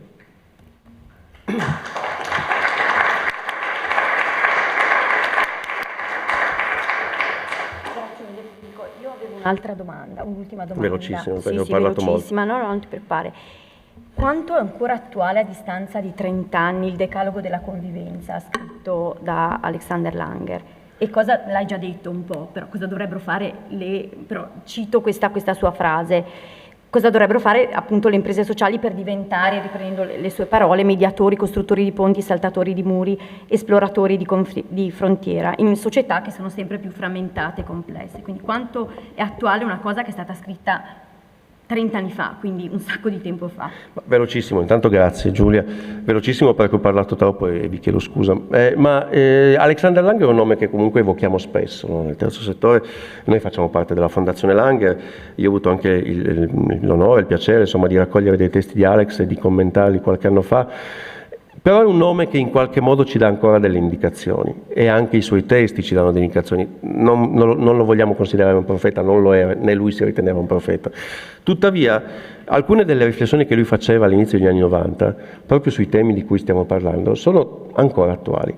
Il Decalogo, che tu hai citato, è uno dei testi che trova una maggiore attualità tra le cose che lui ha pubblicato, ma anche i testi che ha pubblicato intorno alla conferenza di Rio nel 92 a proposito di altro che intersezionalità, no? Quindi sul piano della dignità del lavoro, diritti civili e sociali insieme, no? Non soltanto un pezzo alla volta, il nord e il sud del mondo, ma non appunto in modo paternalistico, come dire, di sostegno no? a una, come dire, sul territorio però sempre con il comando, no? le leve del comando in Europa, ma Alex voleva cambiare la prospettiva, assolutamente, partire dalla società civile brasiliana, per esempio, o sudamericana della fine degli anni '80, prendere le pratiche più innovative e farle diventare addirittura modello per invece il terzo settore europeo. Ma a parte questi ragionamenti, che tra l'altro stiamo ancora studiando grazie all'archivio Langer, 3 cose mi viene da dire sul Decalogo per la convivenza. Intanto,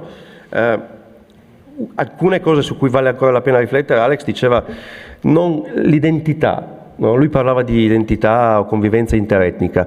L'aggettivo etnico usato da lui non ha quel peso che poi abbiamo ritrovato negli anni 2000, quello di cui parla Marco Arme, di cui parla Francesco Remotti, cioè no, la gabbia dell'etnico, dell'identità etnica. Alex la vedeva invece in un altro modo, cioè l'etnico non come elemento deteriore, ma come elemento legato al territorio, legato all'appartenenza, che però in qualche modo andava aperto, no? Aperto.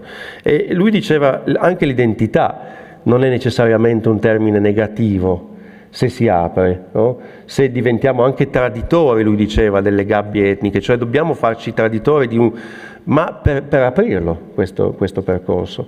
Quindi una cosa interessante anche culturalmente, su cui secondo me si riflette troppo poco, ne parlavo con Loredana Liperini tempo fa, lei è una grande studiosa di letteratura fantastica ma anche di mito, e diceva: abbiamo lasciato in questo paese il mito e le tradizioni alla destra, perché non abbiamo saputo articolare alternativamente qualcosa che raccogliesse il mito del territorio, le tradizioni, e le facesse diventare invece motore di cambiamento e non soltanto ancoraggio a un passato che in qualche modo era perduto, era visto come perduto. È vero, non c'è un discorso, perdonatemi, uso questa espressione per facilitare, di sinistra sul mito e le tradizioni in questo paese, non c'è, l'abbiamo lasciato, l'abbiamo abbandonato. Culturalmente Alex diceva no, non dovremmo farlo, ci dovrebbe interessare quel pezzo lì, per aprirlo, spacchettarlo. E Langer diceva anche un altro paio di cose secondo me cruciali. Lui parlava di territorio, allora il lavoro sul territorio, la relazione sul territorio. Il terzo settore ce l'ha evidentemente, tuttavia io ho visto, e non è l'esempio virtuoso della Val Camonica, ma ne ho visti altri, il CARA di Caltanissetta qualche anno fa, o il sistema di accoglienza in Italia gestito da cooperative che col territorio non avevano nessun legame, che prendevano appalti milionari e che andavano a lavorare in territori che non conoscevano. No, quel legame con il territorio, con i bisogni del territorio è assolutamente fondamentale, altrimenti rischiamo di avere appunto in Sicilia delle cooperative che non conoscono neanche il multilinguismo del territorio, altro che il multilinguismo sul piano teorico o il multilinguismo di chi arriva, non sanno neanche dove sono a lavorare, ma hanno vinto appalti milionari. Allora c'è qualcosa che non funziona, il territorio come elemento chiave, diceva Alex. E poi diceva l'elemento di confine. Secondo me confine è una parola interessantissima per quanto riguarda il lavoro che stiamo facendo, non soltanto il confine geografico evidentemente, ma i confini culturali, i confini diciamo così di classe che ci sono ancora, e come i confini tra vecchie e nuove migrazioni, tra vecchie e nuove appartenenze. L'integrazione, tra virgolette, è un termine molto complesso, come sappiamo, non è soltanto tra chi arriva adesso e chi già esiste e vive sul territorio, ma c'è una stratificazione sul territorio, voi lo sapete meglio di me. Io ho lavorato con progetti in alcuni confini europei, Ventimiglia è un confine interessantissimo anche per chi lavora nel terzo settore, tra la comunità locale, le associazioni non governative da una parte e dall'altra del confine, invece le popolazioni che si sono mosse migrando 50-60 anni fa, le nuove persone che stanno cercando di attraversare quei confini. Ecco, questa ricomposizione, che non avviene a livello istituzionale perché non interessa, dobbiamo costruirla noi. Quel dialogo tra i soggetti sul territorio, che come diceva Melissa, ogni territorio ha le sue specificità, quel dialogo dobbiamo costruirlo noi. Le istituzioni spesso non lo fanno perché non hanno interesse a farlo, anzi polarizzano, il conflitto, il contrasto sul territorio per in qualche modo consolidare quel confine, non infrangerlo.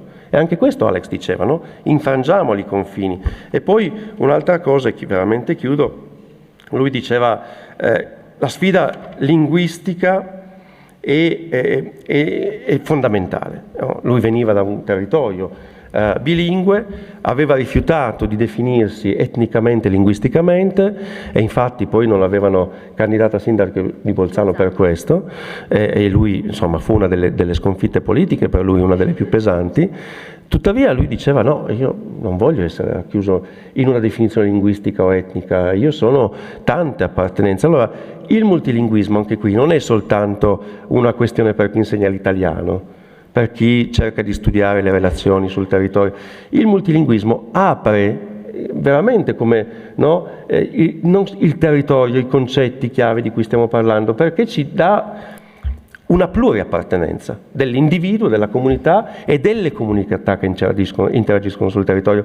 Langer questo lo sapeva benissimo, l'aveva intuito. Tuttavia, come dicevi tu Giulia, molti territori invece ragionano ancora in termini di monolinguismo, per cui sì, le risorse ci sono, ma tu fatti il tuo pezzo e lui si faccia il suo. Ecco, il terzo settore dove di nuovo può incidere e può chiedere a livello nazionale delle politiche coerenti anche sul piano culturale e linguistico. E ripeto, non c'è una politica linguistica coerente nazionale, nessuno si è preso il disturbo di farla, di scriverla, ogni soggetto si muove per sé, se ci sono delle eccellenze lo fanno bene, ma generalmente, spesso anche per mancanza di risorse, invece si lavora male. Il terzo settore deve avere un ruolo non soltanto di lavorare con l'esistente, io prendo le risorse e cerco di usarle al meglio, no, propulsivo, di dialogo con le istituzioni per chiedere che si avanzi nella riflessione su questi temi. Alex questo lo sapeva bene e se lo poneva, e in questo senso il decalogo che lui aveva scritto all'inizio degli anni 90 può ancora avere una validità per noi. Alcune parole chiave che però vanno rovesciate, e riprendersi dei concetti che purtroppo abbiamo lasciato, abbiamo abbandonato, e qualcuno se l'è presi meglio di noi. Sì, non abbiamo tempo di parlare di questo, ma è molto interessante il concetto di decrescita, tra l'altro. Sì. Ecco, solo questo volevo aggiungere. L'ultima nota era proprio lui diceva, Alex, facciamo anche autocritica. Ecco, questa mi sembra una cosa chiave. Cioè, spesso, appartenendo al terzo settore, pensiamo di essere dalla parte giusta, no? Io lo dico perché faccio parte di associazioni, faccio parte della Fondazione Langer, quindi mi sento a casa. Tuttavia, non è vero, non necessariamente. Spesso continuiamo a fare degli sbagli gli stessi, non abbiamo lo spazio per riflettere sui processi, sulle dinamiche, e non abbiamo le risorse, l'abbiamo già detto, ma dobbiamo criticare il linguaggio che utilizziamo e anche un po' la pigrizia intellettuale che ci ha un po' accompagnato spesso, no, nei percorsi, non soltanto parlando di politiche di inclusione, ma in generale. Il terzo settore anche deve fare autocritica, no, di sé, per potersi innovare. Ecco, Alex lo diceva chiaramente, dobbiamo essere critici nei confronti anche dei nostri processi, perché altrimenti se la sfida è soltanto tra noi e delle istituzioni con cui il dialogo deve avanzare, c'è qualcosa che non funziona, appunto. Dobbiamo costruire quelle reti territoriali di cui parlava Melissa, che proprio sulla base delle riflessioni che facevi tu e della reciproca conoscenza possono portarci a un livello, alziamo l'asticella, insomma, il senso è questo. E questo Paese quanto bisogno ha di alzare l'asticella? Grazie.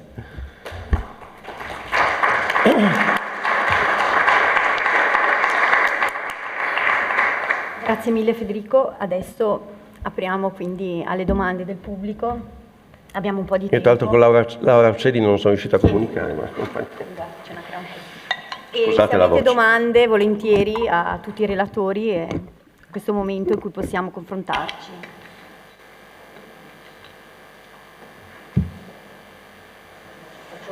Fai tu la valletta.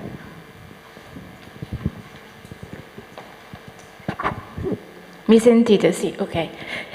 Io non sono un'esperta di accoglienza, ho lavorato sempre sul tema dell'economia sociale, progettazione europea, però quello che è successo con la guerra in Ucraina e ovviamente tutto il flusso delle persone che continuano a scappare da questo paese mi ha posto delle domande, dei dubbi a cui io onestamente non sono riuscita a trovare alcuna risposta, almeno ho delle ipotesi, e trovo anche un po' la conferma rispetto a quello che Carlo Cominelli ha detto, che voi vi siete sempre occupati di accoglienza di migranti ma non degli ucraini, perché quello che io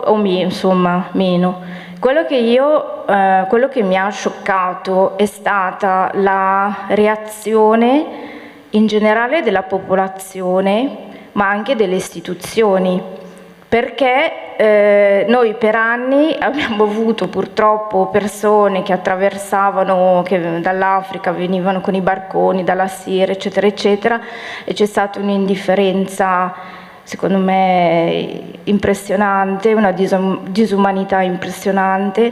E poi ho visto fenomeni, quando io penso, cos'era, 2 anni fa, in Polonia, quando al confine con la Polonia c'erano questi gruppi di siriani fermi al confine, con donne e bambini, e si vedeva dall'altra parte la polizia polacca che li gettava in pieno inverno con la neve i getti di acqua gelida, e questa è disumanità pazzesca. Nel giro di 1 anno i polacchi si sono scoperti solidali.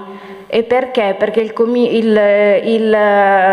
il pericolo comune, il nemico comune, la Russia, è quello il motivo, oppure è dovuto alla razza, al colore della pelle, alla religione. Cioè ci sono state, e secondo me anche se guardiamo la Commissione europea, diciamocelo chiaramente, per quanto riguarda l'Ucraina si sono mobilitati, c'è stata in brevissimo tempo una mobilitazione di fondi nel breve periodo con questo CARE, eccetera, e quando noi per 20 anni abbiamo avuto quello che tutti sappiamo, e non dico che non ci siano stati fondi, ma non c'è stata questa attenzione. E quindi io mi chiedo perché anche le persone hanno reagito, cioè io ho sentito di tante persone che rispetto agli ucraini hanno aperto le proprie case, eccetera, eccetera. Cioè, secondo voi che studiate il fenomeno, qual è la... So che è una domanda difficile, però mi incuriosisce, grazie. Allora, io mi sono fatto alcune idee. Subito? Non so se vuoi raccogliere tutte? Una piccolissima testimonianza da Torino, Consorzio Bel Lavoro, e sul nostro palazzo dove lavoriamo, eccetera, abbiamo messo 19 bandiere che corrispondono alle bandiere dei lavoratori che lavorano da noi. E 19 sono tante, e mi colpisce raccontarlo perché vuol dire che è possibile, la convivenza è possibile. 2, che la convivenza non è facile, no? Ma che sono dei sistemi che tendono a autoregolarsi. Quando abbiamo messo le bandiere, pensate che le abbiamo messe quando c'era anche la fine della guerra in Jugoslavia, quindi Kosovo, eccetera, e c'erano tutte le varie bandiere, serbe, croate, eccetera, perché erano presenti dentro. Quindi la difficoltà di affrontare questo tema. Quindi volevo solo sollevare un po' questa testimonianza, perché forse è vero che noi non raccontiamo tutto quello che c'è, che esiste e che funziona. Noi raccontiamo le cose eclatanti, i giornali vivono di cose eclatanti e non della quotidianità.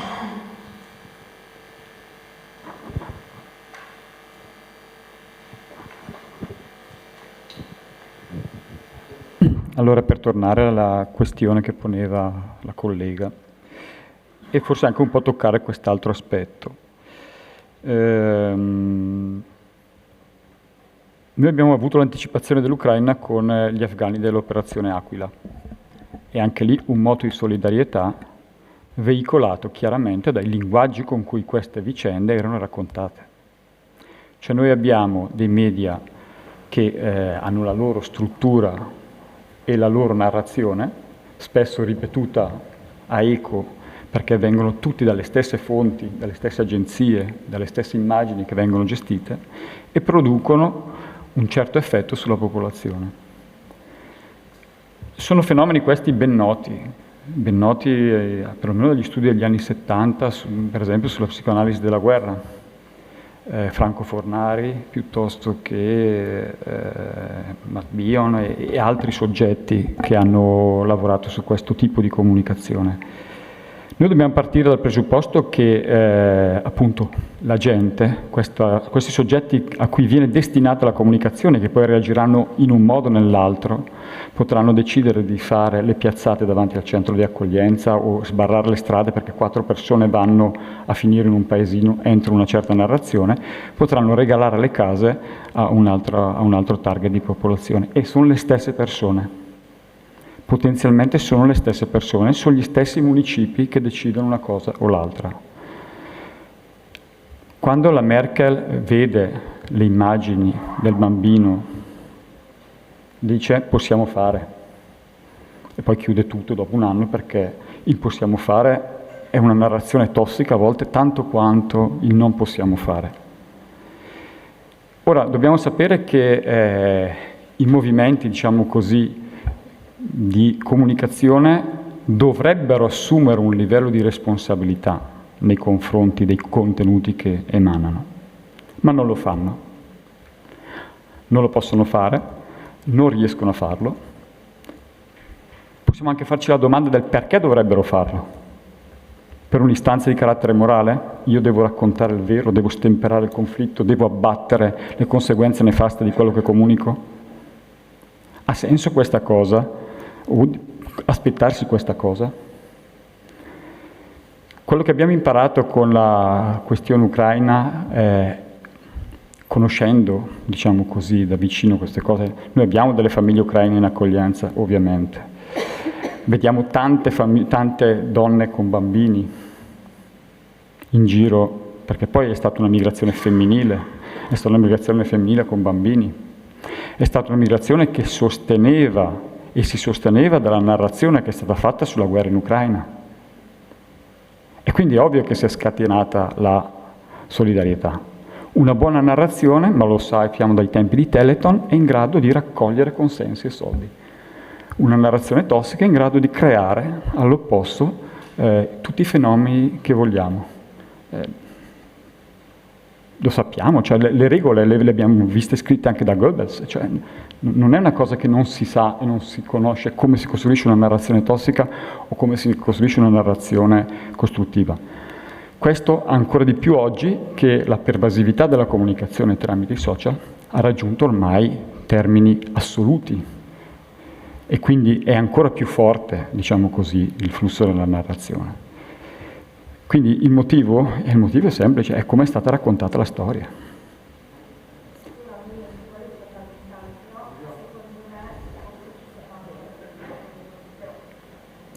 Ma è chiaro che quando si parla di masse, il bambino bianco e la mamma bianca funziona meglio che non un uomo di colore o un pseudo-arabo che ci spaventa. Questi sono processi che sono già radicati all'interno delle nostre società, sono arcaici, ma non dobbiamo semplicemente disprezzarli e invalidarli. Dobbiamo sapere che questi processi esistono, sono già soggiacenti alla nostra società. Soltanto un processo culturale può emanciparci da questa cosa. La famosa si è parlato tanto di Calabria, ma come cavolo li si vedeva i calabresi 40 anni fa, al nord? Cos'erano quegli esseri scuri? Cioè, questi processi, appunto, sono già presenti nella società. Freud diceva che non ci si è mai emancipati oltre un certo livello di barbarie. Si stupisce a un certo punto della barbarie della Prima Guerra Mondiale. E queste cose giacciono ancora nella nostra società, possono essere evocati, possono essere scientemente evocati, possono essere altrettanto scientemente abbassati di livello. E qui entra molto, molto appunto la responsabilità della politica e della raccolta del consenso. Questa almeno è la mia ipotesi.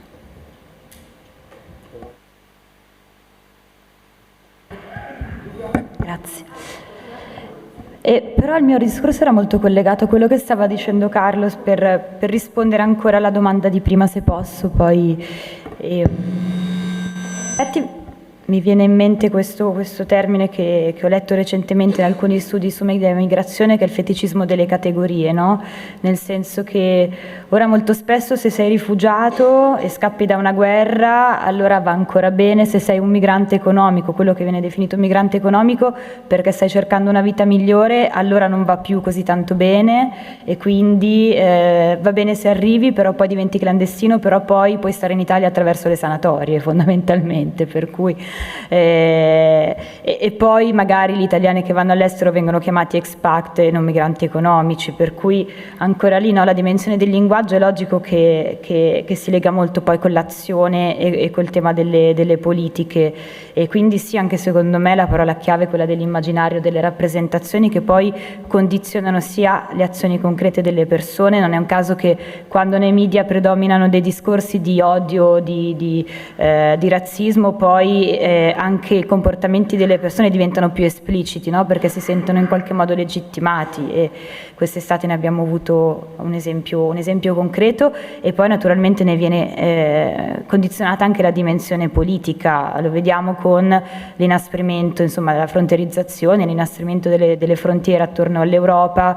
Ieri per esempio sono morte, a proposito di donne migranti, sono morte 16 donne a largo dell'isola di Lesbo, ed è giusto, insomma, che se ne parli, però queste notizie o arrivano puntuali nei media tradizionali o nei media che non siano delle bolle rispetto a chi si occupa di queste tematiche, senza poi riflettere sul perché queste donne per esempio sono morte, no?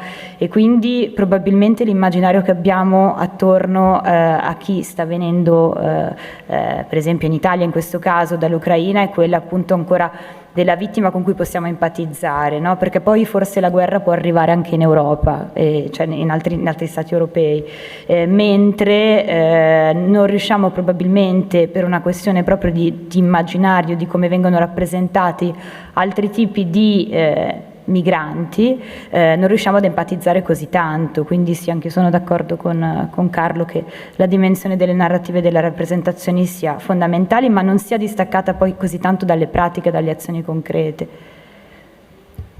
Velocissimo, hanno già detto benissimo Carlo e Melissa, non aggiungo altro sulla rappresentazione e sui racconti, e anche sul feticismo di cui parlava Melissa, no? Però mi viene da dire, ho lavorato molto anche sulla decostruzione dell'immaginario, tra l'altro quest'ultimo libro di cui hai citato metà del titolo parla proprio di questo, cioè si intitola Sbiancare un etiope, la costruzione di un immaginario razzista, cioè come anche culturalmente nella storia abbiamo costruito nel nostro immaginario, no, la normalità della pelle bianca e invece la normalità delle altre pelli. Quindi sicuramente sono percorsi di lunga durata, motivi di lunga durata che richiedono un grande sforzo per essere decostruiti e contrastati. Lo dicevo a un incontro antirazzista qualche giorno fa. Noi spesso pensiamo di contrastare il razzismo con degli slogan antirazzisti che no, pensiamo siano efficaci. In realtà abbiamo invece un compito molto più arduo e anche più faticoso, cioè ci dobbiamo confrontare con secoli di costruzione di un immaginario che appunto poi carsicamente riemerge. Però di nuovo, se non lo facciamo noi, chi lo fa? Certo la scuola, certo, dovrebbe farlo. Certo dovrebbe farlo, la politica non lo fa, lo vediamo anzi al contrario, lavora per slogan anche peggio di come faremmo noi. Tuttavia credo che il terzo settore questa responsabilità ce l'abbia, non soltanto di proiettarsi in tempi medio-lunghi, ma anche di decostruire in tempi medio-lunghi, cioè di sapere che ci sono dei processi, dei racconti, degli immaginari che non sono di oggi, che non sono stati costruiti neanche da una notizia, da un medium in particolare, ma che invece culturalmente sono molto profondi. Allora, proprio grazie alle sue potenzialità, alle sue ricchezze anche umane, al suo legame col territorio, il terzo settore può incidere nella decostruzione di questo immaginario e dovrebbe farlo.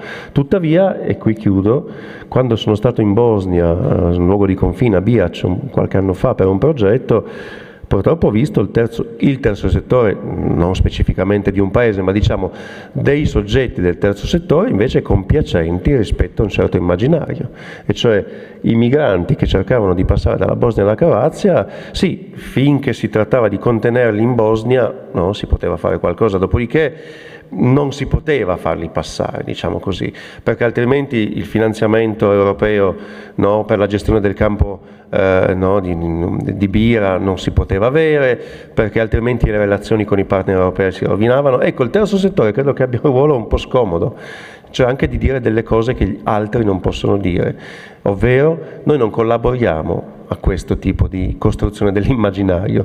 Noi non siamo per il passaggio degli ucraini perché sono bianchi, cristiani e sono simili a noi, e invece contro chi dalla Bosnia vorrebbe arrivare in Croazia e in Slovenia. Noi siamo per un ragionamento invece diverso da questo.